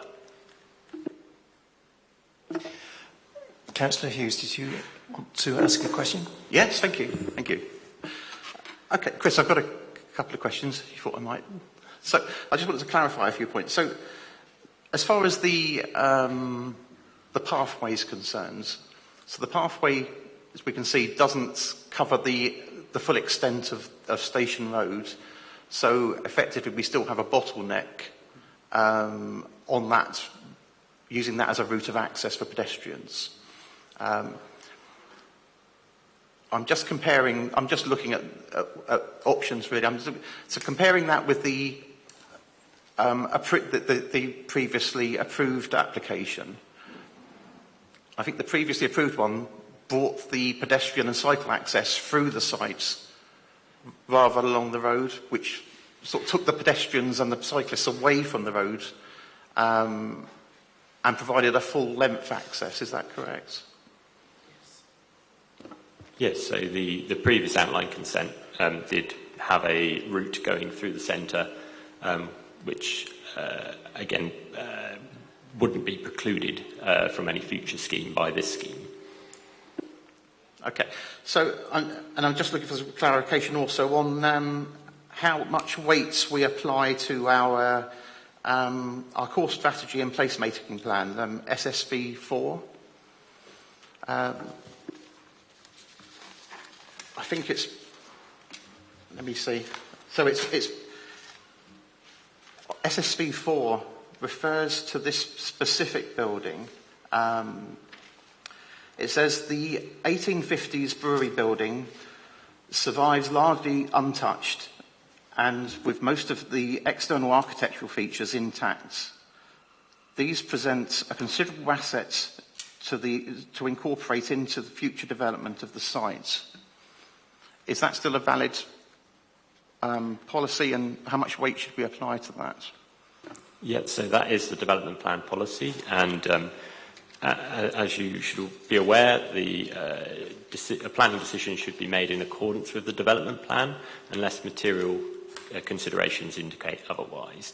As set out in my report, it's my judgment that in this case there are material considerations which do justify going against what that part of the policy says. Obviously, that's how much weight you afford to those arguments and those judgments is a matter for individual committee members. Okay, and sorry, finally, can I ask one more question? So I'm not sure I understood the answer you gave to Councillor Jackson on the comparison between the situation we found ourselves in with the Bath Press site, which was demolished, and I think for 6-7 years ago, and we've been left with that huge pile of rubble at one end of by the BMW garage. Is there anything within this that will protect us from that happening again? I mean, I know the Bath Press went through various reiterations of planning applications and applicants. So there is, as I said, there are planning conditions that are structured in a way that would seek to get that comfort that there is a contract in place for the rebuilding and that there is a programme for the implementation of that agreed and secured prior to any demolition taking place. I can never say with 100% certainty that someone doesn't go bankrupt and just nothing happens, but we would have options under planning to take enforcement action to enforce those conditions. And that's as much comfort as is possible within the tools we have available. And I'm comfortable that that gives a reasonable likelihood that the works will take place to see the replacement. So these are different conditions to the ones we had on Bath Press? They are different conditions. I can't recall the exact conditions that were in place on Bath Press, but I'm fairly certain there weren't conditions requiring the reconstruction or the implementation of the whole scheme. There were just conditions seeking to retain the historic facade, which, as you can see, is still in place. Okay, thank you. Councillor McPhee. Coming back to the two paths and thinking about if you leave the buildings there, you can't make the path on the left, but you can widen the path on the right. Would you widen it enough that if you had two disability vehicles going in opposite directions that they would be able to park? I think probably Highways comment on this. Just the pathway, the footway on the right, on the eastern side of the Station Road, that's the footway you're talking about widening. I think due to the existing width of Station Road and how Station Road is used, including the type of traffic that goes down Station Road, I don't think you'd be able to widen that existing footway at all to still accommodate heavy vehicles passing each other down there. So I don't think without moving west, there's any opportunity for any more widening as we are at the moment. Thank you. Right. Councillor Jackson and then Councillor Halsall. I just wanted to know if any viability studies had been done concerning the possibility of retaining the brewery and changing its use. And secondly, there is, as far as I know, no bus route along Station Road any longer. Is there any prospect that it might be restored? Thank you, Councillor Jackson.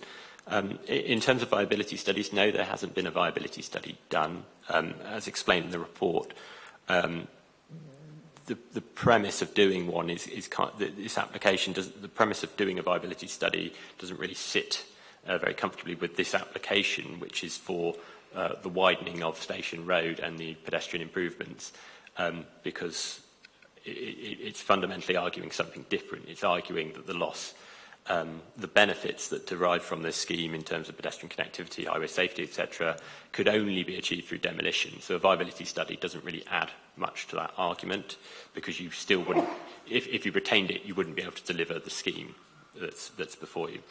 In respect of your second question, bus routes, I don't know the answer of whether there's prospect of bus routes. That's not something that's it's not something that this application can contribute to, particularly in terms of there's no development associated with this which would generate a contribution towards buses, for example, as there's no users associated with this, as there's no sort of residential or commercial uses.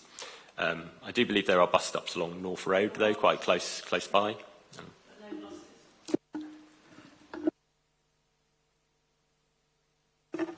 Councillor Halsall. Thank you. It's a question for Highways. Have there been any records of incidents, accidents, casualties along that stretch of Station Road? I don't know what time frame to suggest, but are we aware of anything? I don't have that information right in front of me right now. I can look back through the details, but it's not something I've got available to hand at the moment. Okay. Hypothetical question. Would it be with the status quo? Are there design interventions that, as local highway authority, that Baines could introduce along Station Road to improve safety and the perceived dangers that exist at the moment? Slightly hypothetical question, and I would be sort of veering into grounds of others' responsibilities at the council. I think it would be a struggle in that corridor to introduce anything else, is my professional judgment. Okay, any more questions? Right, we're moved to the debate and the discussion, and as Ward Councillor, Councillor Hughes goes first. Thank you, Chair. So I don't know if many people know about the history of Midsummer Norton, but in more recent years it's well known for being a printing area. But before that, going back to the sort of the 40s onwards. It was a very big brewery area. South Roads, car park, and a lot of the associated buildings around there were a brewery. This was another brewery. So it was quite a big, important part of Midsummer Norton's history. So as far as this building is concerned, obviously it's a non-designated heritage asset and it sits within the conservation area. And it does attract a huge amount of interest, this application. Opinions both for and against this application. There is a lot of frustration locally about a brownfield site that's been sat there for some years without any developments. Previous applications haven't been acted upon. So there is a frustration about this site and a need for something to happen. But I think it's important that we look fully at both sets of views, both for and against, and we do a full assessment of this. And I would suggest that for the committee, the best way to do that, particularly as a lot of people aren't familiar with Midsummer Norton, that we would arrange a site visit to view the buildings. Thank you. That sounded like a motion proposing a site visit. Yes, it is, yes. Okay. Can I see if there's a seconder? I'll take Councillor Jackson as seconder. I think it would be very valuable because I go past this site 2 or 3 times a week and I really had not appreciated what was there. And I think it's really important to see the inside of the brewery and the way it sits in its context. Thank you. Right, we've got a motion proposed for a site visit from Councillor Hughes, seconded by Councillor Jackson. So the debate now is purely about whether to have a site visit or not. Now, a site visit is obviously to acquire greater knowledge or understanding or appreciation to enable us to come to a final determination in due course. Would anyone like to speak on the motion for a site visit? We've seen some really detailed illustrations on the screen, and it's certainly given me a good idea as to certainly what the proposals relate to. But from the discussion we've been having, it does seem that we are struggling with the possibility of losing the brewery building. So I think I would agree with the motion that we should do a site visit so we can actually be there and see it and feel it in context. So I'll support the motions. Thank you. Just one question. If we do go on a site visit, is it actually possible to go inside this building, or is it unsafe? It's my understanding that we probably wouldn't be able to get inside the building, but we'd be able to probably walk around the grounds a little bit. Okay, thank you very much. Right, anybody else want to speak on the motion for a site visit? Okay, we'll take a vote. All those in favour of a site visit? And that's everyone here at the moment, so thank you very much. That's unanimous. So we will have a site visit, and this application will come back to the committee almost certainly at the next committee meeting. So thank you to the members of the public. Obviously, it's still not determined, but it makes a lot of sense for us to go and see for ourselves. Right, going to take a short break of 5 minutes so to allow people to leave, and so we change to the next item. Thank you.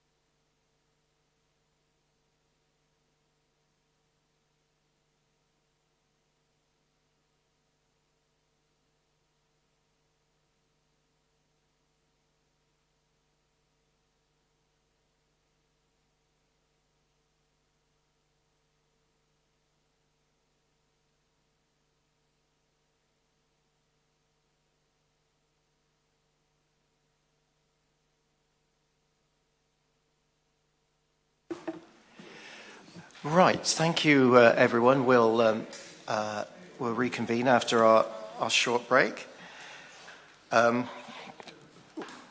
We're moving on to consider two planning applications together, 22/01861/FUL and 22/01862/LBA. They need to be considered together. Relating to the old farmhouse Withedeach, Dunkerton, Bath. So I invite the case officer, Danielle Milson, to present her report. Thank you, Chair. So items 3 and 4 relate to the old farmhouse, which is sited to the west of Dunkerton. This is a dual application for both planning permission and listed builder consent, proposing internal and external alterations for the replacement of an existing single-storey rear extension, adjustments to the existing two-storey rear extension, and removal of a single-storey lean-to. The property is Grade 2 listed and is sited within the green belt. So we start with some site plans. In the curtilage of the site is indicated with the red line boundary on the left, and the Grade 2 property is indicated with the red star on the right. This is the existing block plan showing the front elevation, which is southeast facing, and the two-storey existing extensions are to the rear, to the west. Some existing floor plans. So the property currently has 4 bedrooms. Existing front elevation of the site. And existing south elevation and rear, which shows the existing extensions, the two-storey and the single stories.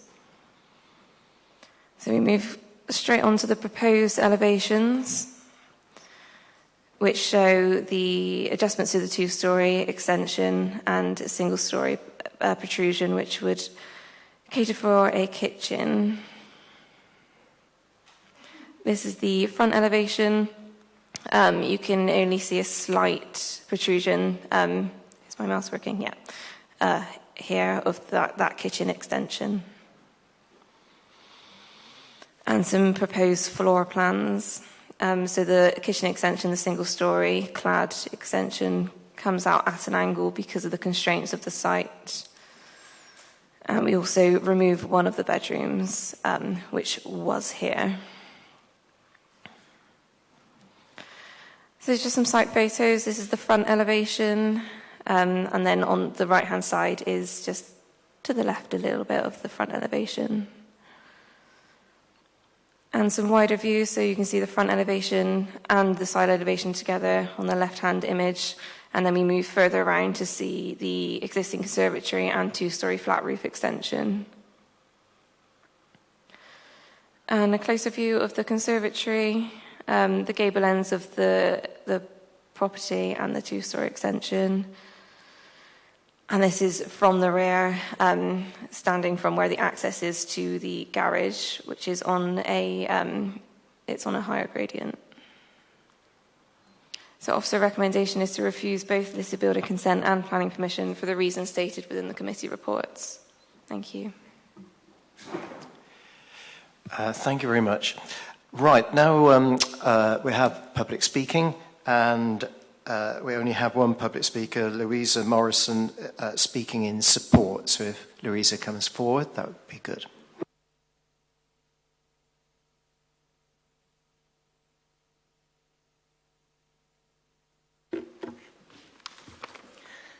Good afternoon, councillors, and thank you very much for giving me the opportunity to speak. My name is Louisa Morrison. I'm the applicant for both permissions, along with my husband, and I'm speaking in respect of both applications. Just to give a bit of background, the old farmhouse has been my much-loved family home for over 30 years, since my mother first bought it in 1990. We are, and always have been, extremely conscious of the importance of the building's significant historic value, and our intention has always been to preserve it. This historic value, and the reason the house was listed in the first place back in 1956, lies in the architectural features present on the front elevation of the building, the stone mullion windows, the moulded front door frame, and the beautiful stone shell hood over the front door. Whilst there are obviously other architectural features to consider as well, including the building's historic fabric and its setting, none are as significant or as important as these front elevation features, and our proposals have absolutely no impact whatsoever on any of these features. We approached this application by looking at the building as a whole, i.e. including the modern extension that's currently at the back of the house, which has been part of the building for over 60 years, having been built sometime, we believe, in the 1950s or the 1960s. This is the correct and only sensible way to look at the building, not least because it actually cannot function in any way without it. The stairs to reach the first floor and all bathrooms and toilets are located in this back extension. This is also how the Parish Council have approached the application. The existing modern extension, as it currently is badly designed, dysfunctional, in a state of disrepair, and currently detrimental to the historic parts of the building. We have simply aimed to improve it without touching or impacting on the building's front elevation, which is rightly protected by the listing. We also aimed to secure the building's optimum viable use as a desirable home, such that future generations will want to live in it and preserve it. Working within the design constraints, as the case officer mentioned, we tried to stick to the current footprint of the modern extension as much as possible, while also providing a home that's fit for modern living. As the Parish Council acknowledged in its report, the proposed design is an improvement to the building as a whole. And because it relates to the back of the property, it does not harm any of the architectural features on the front elevation of the building. Our proposed design is only 1.6 square metres larger than the current footprint, which, as the Parish Council has acknowledged, is a negligible increase. In our view, and as also recognised by the Parish Council, the proposed design responds positively to the host building. To conclude, reading the building as a whole, our proposals essentially represent a vast improvement to and enhancement of the historic building.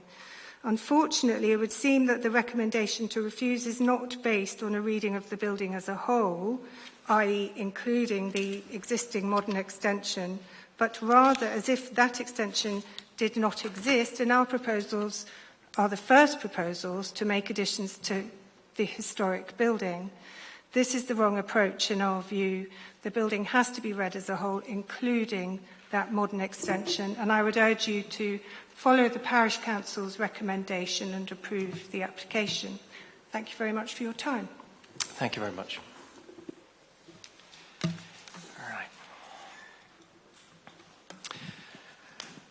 Right, we now move on to questions to the officer. So, questions? Councillor Halsall. Thank you. Just regarding the planning application and reason for refusal 2, relating to the lack of a scoping survey for bats and nesting birds. Is that a validation requirement for the application, and hence the reason for refusal, or could that ever have been a condition instead? So I don't believe it's a validation requirement. However, our guidance, which is available online, does specify certain criteria when a scoping survey is expected to be submitted. And one of those criteria include proposals, including modification, conversion, demolition and removal of buildings and structures, especially involving roof voids, involving pre-1914 buildings with gable ends or slate roofs, regardless of their location. So officers consider that this building falls within that criteria, which is why a scoping survey would be required. It is required predetermination, so it could not be conditioned, because we would need to know what the outcome of that scoping survey is. It may be the case that an emergent survey is needed if there is any presence of bats or nesting birds, and then the outcome of those emergent surveys may impact the proposal in itself. Councillor Warren. Yeah, can you define, please, less than substantial harm? Or give me your thoughts on it. Yeah, so the NPPF defines levels of harm in terms of heritage assets. The lower grading is less than substantial, and it is considered that this application falls within that category in terms of its level of harm. I don't know how much more I can go into that. I may have to pass to Chris. But... Sorry, I just wanted to know that's the level. That's the lowest level. Correct. Thank you. Councillor Jackson. The proposed alterations, I may have read it too quickly, but I didn't think that the ancient gable ends, where you might indeed find a bat roost, were going to be affected by the proposed new extension. So my question is this really necessary if it's not laid down in tablets of stone in the NPPF? So these gable ends, as you can see, the actual gables themselves, I might actually flip, yeah, so below, and I can go to the photos, the alterations to the two-storey extension already cut into the roof, and they tie into the roof and the eaves. The proposal would essentially create a roof which would key into this part of the roof. I appreciate that is separate to this, but we would be removing this element here, which would impact the eaves of the proposal, which is very close to the gable. I've got a couple of questions. The first question, in your report, I can't find the sentence quickly, but you do say that the existing harm is reduced to some extent by what's proposed. So you're still arguing that there's harm, but not as much harm as there was. Can that be considered a public benefit as much as a private benefit?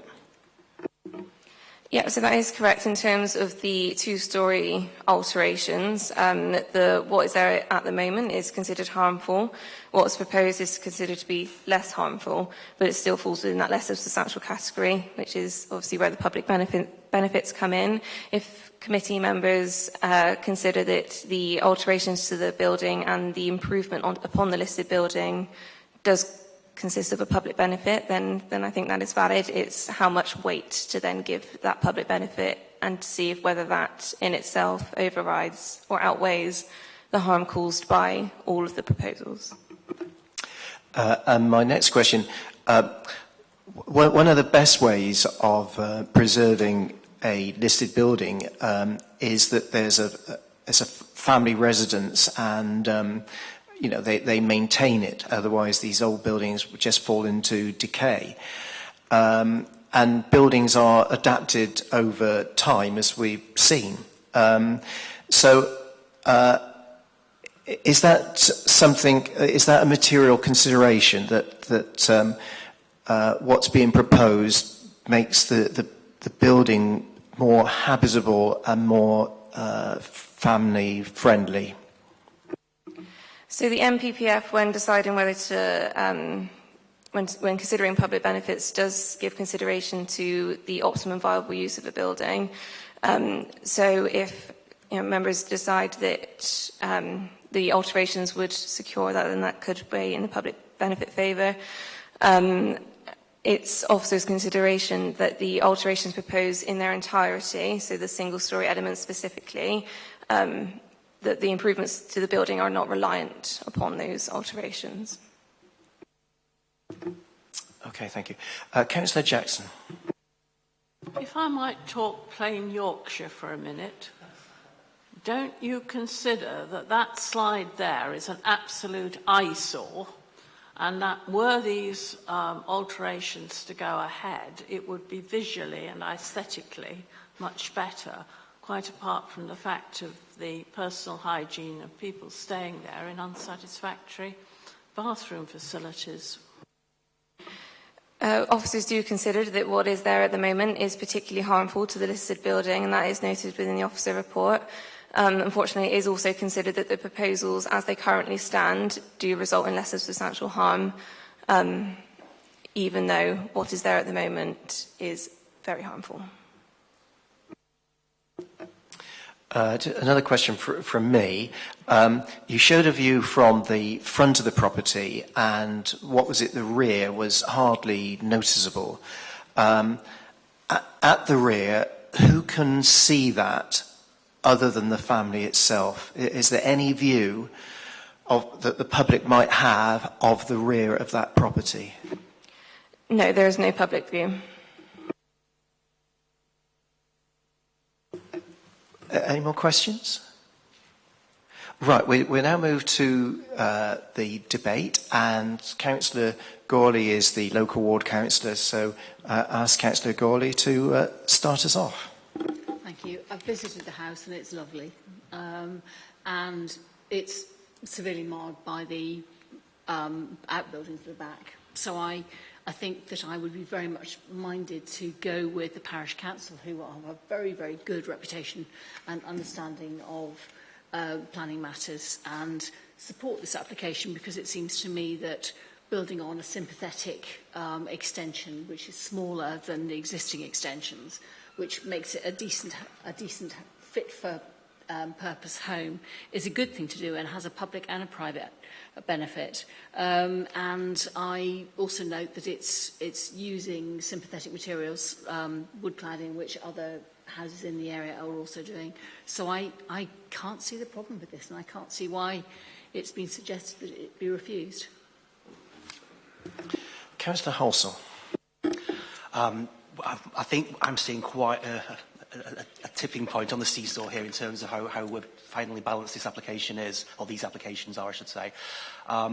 We have to be mindful as a committee that we have a legal responsibility to maintain, I can't remember the precise wording, but we have to maintain listed buildings in our area.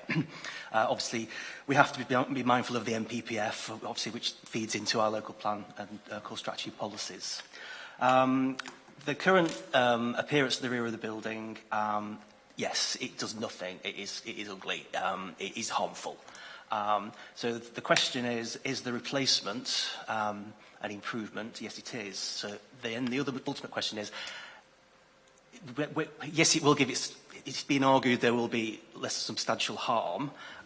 So we need to determine whether there is any public benefit. I think the question comes up regarding the obligation to ensure a listed building maintains viability.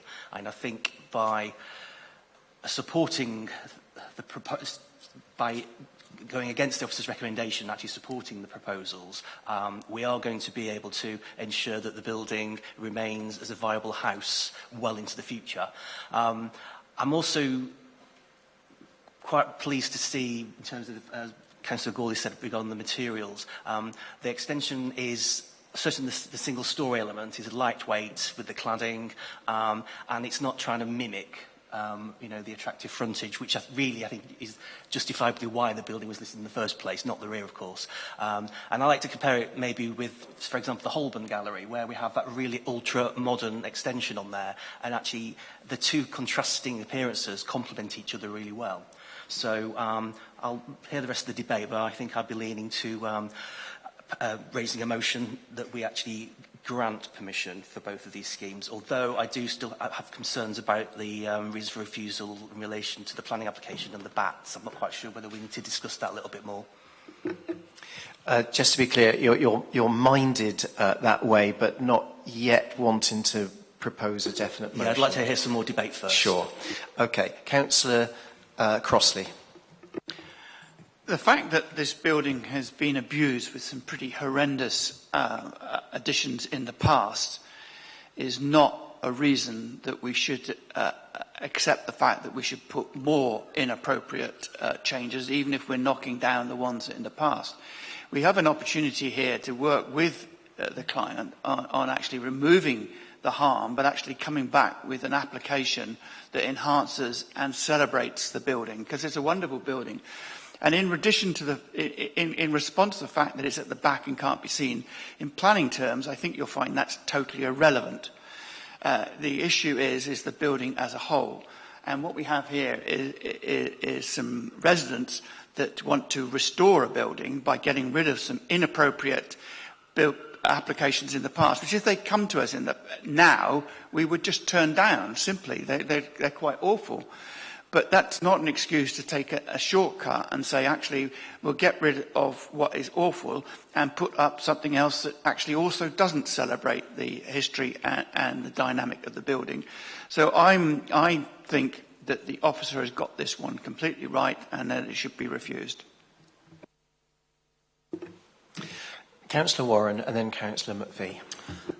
Thank you. I more agree with Councillors Gawley and Hulsell on this one. Less than substantial harm, what does that mean? Very little to me. I go with, and I see what the parish councils had to say and go with that.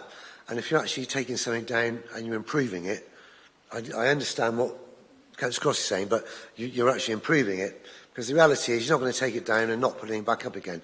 So you're improving it. And I'm quite actually happy to move that we overturn the officer's recommendation and move forward to accept this planning application. Or to delegate to permit, if that's the correct term. Right.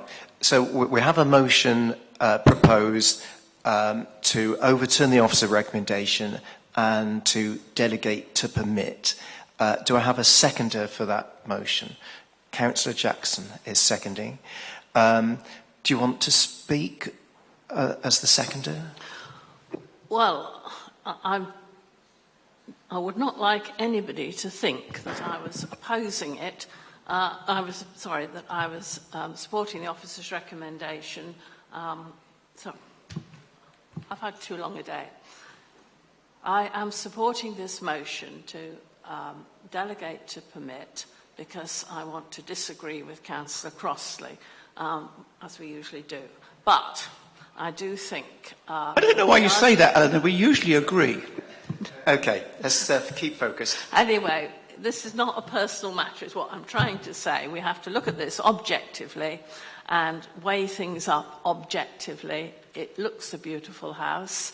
But obviously aesthetics are also in the eye of the beholder. What we want is a practical solution, and I mean, it looks awful from the back at the moment, but nobody except the family see that. It's going to look a heck of a lot better when this extension goes up. There's no public right-of-way at the back. And also, I'm thinking about one or two other very similar applications we've had come in from the Chew Valley, where we have permitted the extension. And I think we need a bit of consistency too. So, but the overwhelming thing in my point of view is that this will make it a sustainable location for this family, presumably for several generations to come. Thank you. Right, we've got a motion proposed by Councillor Warren. I won't repeat it because we've heard it, and seconded by Councillor Jackson. And so we're debating that motion.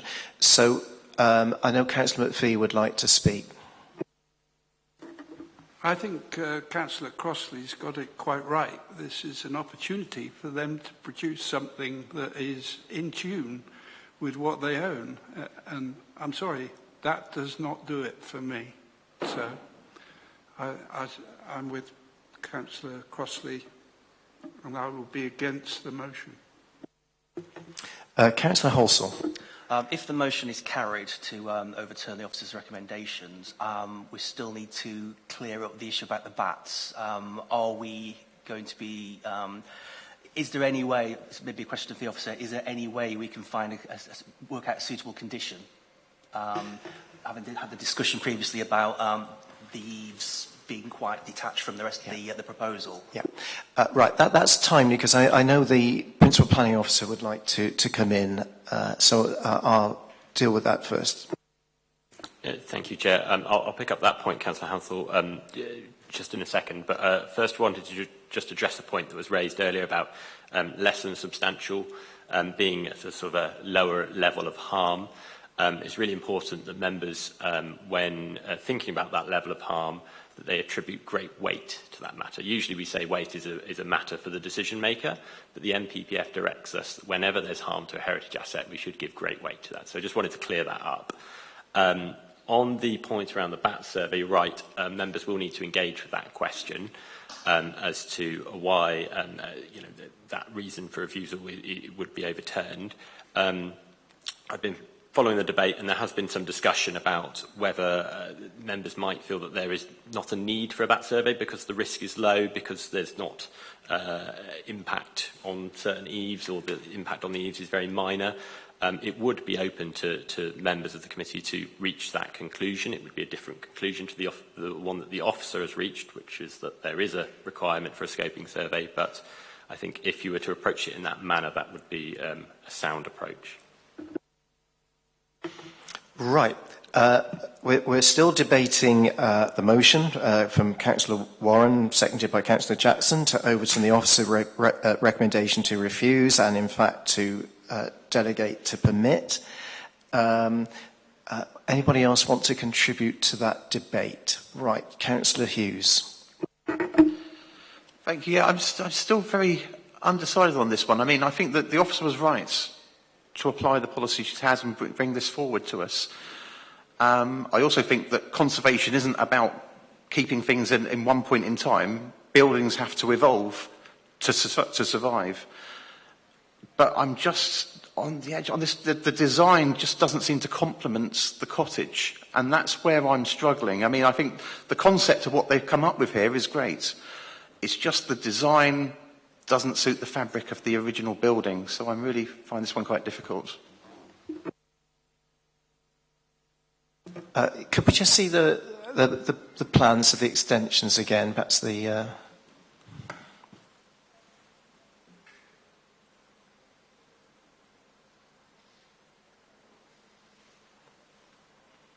Thank you. Right. Just one passing comment from me is I did note how tiny the kitchen in the original building is or was. But that's just a comment in passing. Anybody else want to contribute? Okay, well just before we go to the vote, do we, legal officer, want to say something? I think, as this is not possibly an officer overturn, that we still need to find out what the reasons are clearly for the public benefits, which would, I assume, outweigh the and the BATs as well, in terms of a judgment of whether there is reasonable. Right. I think what we'll do is we'll vote on the motion, and then if it succeeds, then we'll identify the reasons. Is that okay? We'll do it in that order. Right. So we've got the motion to overturn the officer recommendation to refuse, and so. Chair, I believe we should have the reasons first to know what the members are voting on for the motion. Right, legal officer thinks we should list the reasons for overturning the officer recommendation before we take a vote. Right, who would like to help us with that? Councillor Halsall. Thank you. Yes, we do have a legal obligation to give reasons for approving something as well as refusing. So, in respect of the two, well, in respect of both proposals, I would put forward to my colleagues that whilst there is less than substantial harm, the proposal does secure the optimum value or optimum use for the building into the future. So it maintains it as a family home that will continue to evolve as a listed building, and that building will still be here when we're gone. In regard to the second original recommendation for refusal, I think on balance, as Councillor Jackson suggested earlier on and asked the question, so we talk about eaves or gables in terms of where the bats are. I think it was the gables, wasn't it, on the original building? So although we're not experts, I think the reason we will put forward to support the application or the proposal is that on balance, we do not consider as a committee that there will be any significant harm to the bat population or nesting birds, certainly in terms of the original building and not the building that's been torn down. Thank you. Anybody want to add to that? Chair, can I hesitate to interrupt? Can I just, it was Councillor Warren's motion, he needs to adopt those reasons. Yeah. Sure, but I just want to make sure we've got all the reasons, all right? Now, does it include the point I was making that although there is less than substantial harm, what is proposed reduces the existing harm? would you say that that is subsumed in what you've noted already? Is that a valid? Is that a valid? I think that would reason? be a reasonable reason to add to your list of reasons. Yeah. If that's what you wanted to do. Okay, I'd like to add that. So could you just run through those, and then we'll ask Councillor Warren if he's happy to, adopt those, and then we'll move on. Yeah, so I've got down here that whilst the committee accepts that there is some harm from the proposal, that this would present the proposal would represent the optimal viable use for the building, in that it would secure it as in the future as a family home, as a livable family home, and that would cause less harm than the existing extensions on the building. And in terms of the bat issue, that on balance, based on the committee's analysis of the proposals and the gables, and that the fact it's not affecting the main gable of the house, that there wouldn't be harm to any significant harm to bats that would require a survey to take place. Yeah, I'm happy to accept that. I mean, if anyone wants any more, there's another half a page from the parish council, but I think we probably have more than enough there, to be honest. Yeah, that's what I'm going to do. Councillor Jackson, can you just confirm you're happy to second the motion with what's been just listed? Well, I think we ought to be looking at the back question the other way around, because I may have missed something on page 113, but we haven't said anything about biodiversity net gain.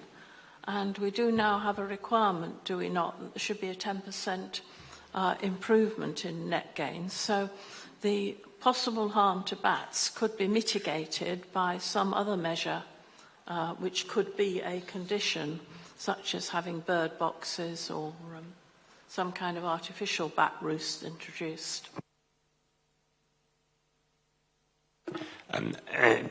Biodiversity net gain and the protection of protected species are slightly two separate areas in ecology. I don't know whether the case officer wants to just speak on that briefly. So in terms of the biodiversity net gain, because this is a householder application, that requirement isn't needed. The need for B&G isn't triggered by a householder application. Okay. Councillor McPhee. That you can reduce the harm, but it still, in my view, is substantial harm. So I accept your reason, but we haven't got even to the less than substantial harm with what's coming. Right, just to clarify, the case officer has actually described it as less than substantial harm. Right, so we have a motion on the table to overturn the officer recommendation to refuse and to permit the application, to delegate to permit for the reasons that we have just heard listed. That motion was proposed by Councillor Warren, seconded by Councillor Jackson. So all those in favour of that motion, please show.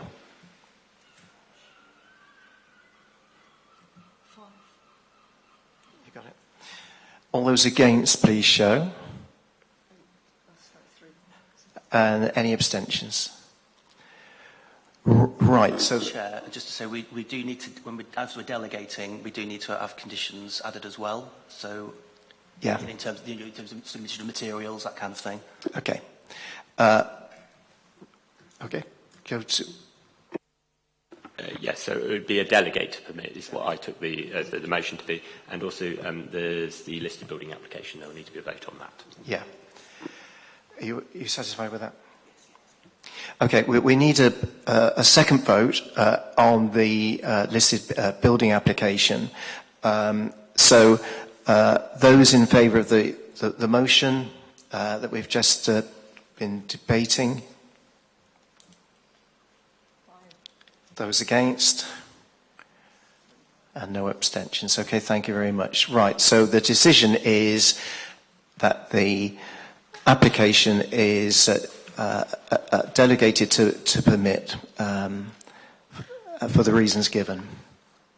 Okay, thank you very much. And thank you to the case officer for putting the case so clearly.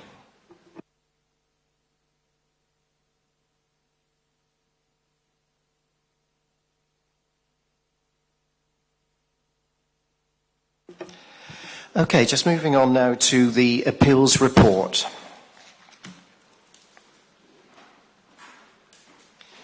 Does anybody have any questions or comments on the appeals report? Councillor Jackson. Well, I think our officers are again to be commended, but there's one which has come through, I think, since these papers were printed, and I was wondering if the officer, who is, I think, Owen Hall, could get back to me on the Magpies, Mill Road, Radstock, which is a high flood risk area, and yet the planning inspector overturned the officer's refusal. So that's one that baffles me, but I think otherwise our officers are to be complimented on getting it right so many times. Yeah, I'm happy to update you on that application, appeal decision when I reviewed it. Councillor Crossley.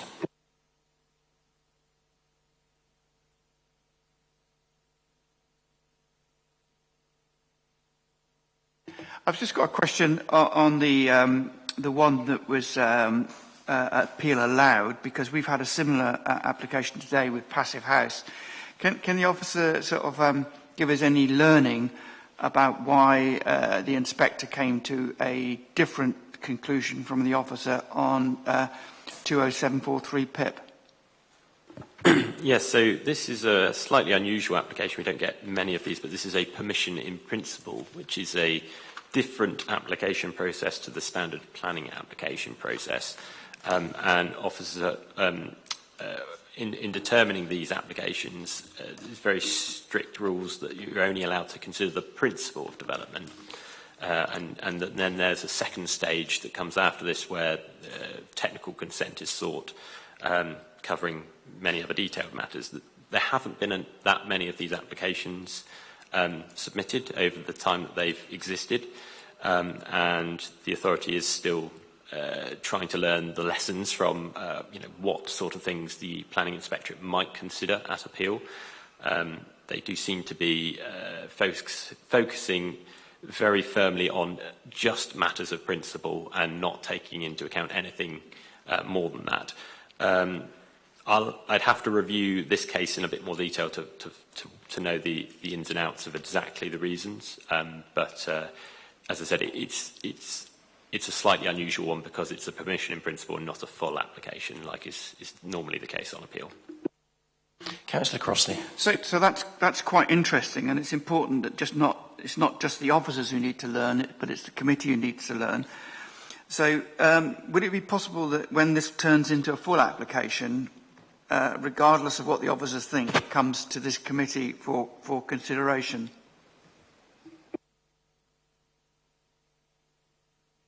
I'll have to check the scheme of delegation for you, Councillor Crossley, and I'll come back to the committee on this point. But if it's possible within the scheme of delegation and someone calls the application to the committee, then obviously it will be referred in the normal way and it will be a decision for the chair and vice chair. So you can put it in advance. I've put in a call for this to come to committee. It would need to happen at the time the application was live. In that case, can you notify me when it comes in? We'll try our best, yes. Thank you. Councillor Jackson. Questions, I'm afraid, which don't directly relate to the report. First of all, I got a copy of an enforcement letter concerning the breach in the wall on the Froome Road near Providence Bungalow. Alderman Reeks would like to know how things are going with that letter was fairly categorical that the wall had to be restored. So I wondered if we could have an update to myself and to Alderman Reeks, please. And secondly, there's a lot of controversy about the Hayden Batch, which is now owned by Radstock Town Council. Am I right in thinking that if a piece of land is owned by a town council, it would have to come into committee? I hope it will do, by the way.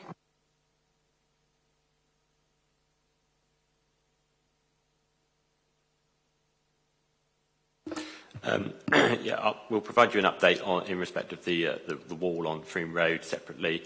In terms of the scheme of delegation, my understanding is that it's only if it's a Baines Council application that we would have to come to Planning Committee. I don't think Town Council applications, unless they're called in the usual manner by a ward member.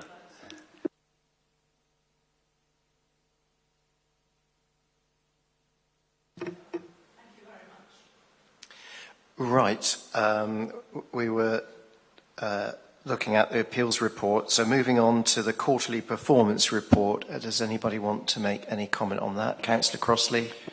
Once again, this shows really how good our planning department is in terms of overall performance and the work and advice they give us and the stuff they bring to this committee.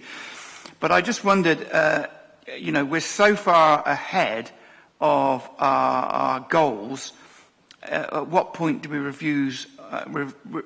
review on challenging ourselves a bit more? Because at the moment we've got major targets 60%, non-major 70%, and as you can see, we're way above that. So maybe there's a time to actually challenge ourselves and move those targets up a little bit more so that they're not so far below what we're actually achieving.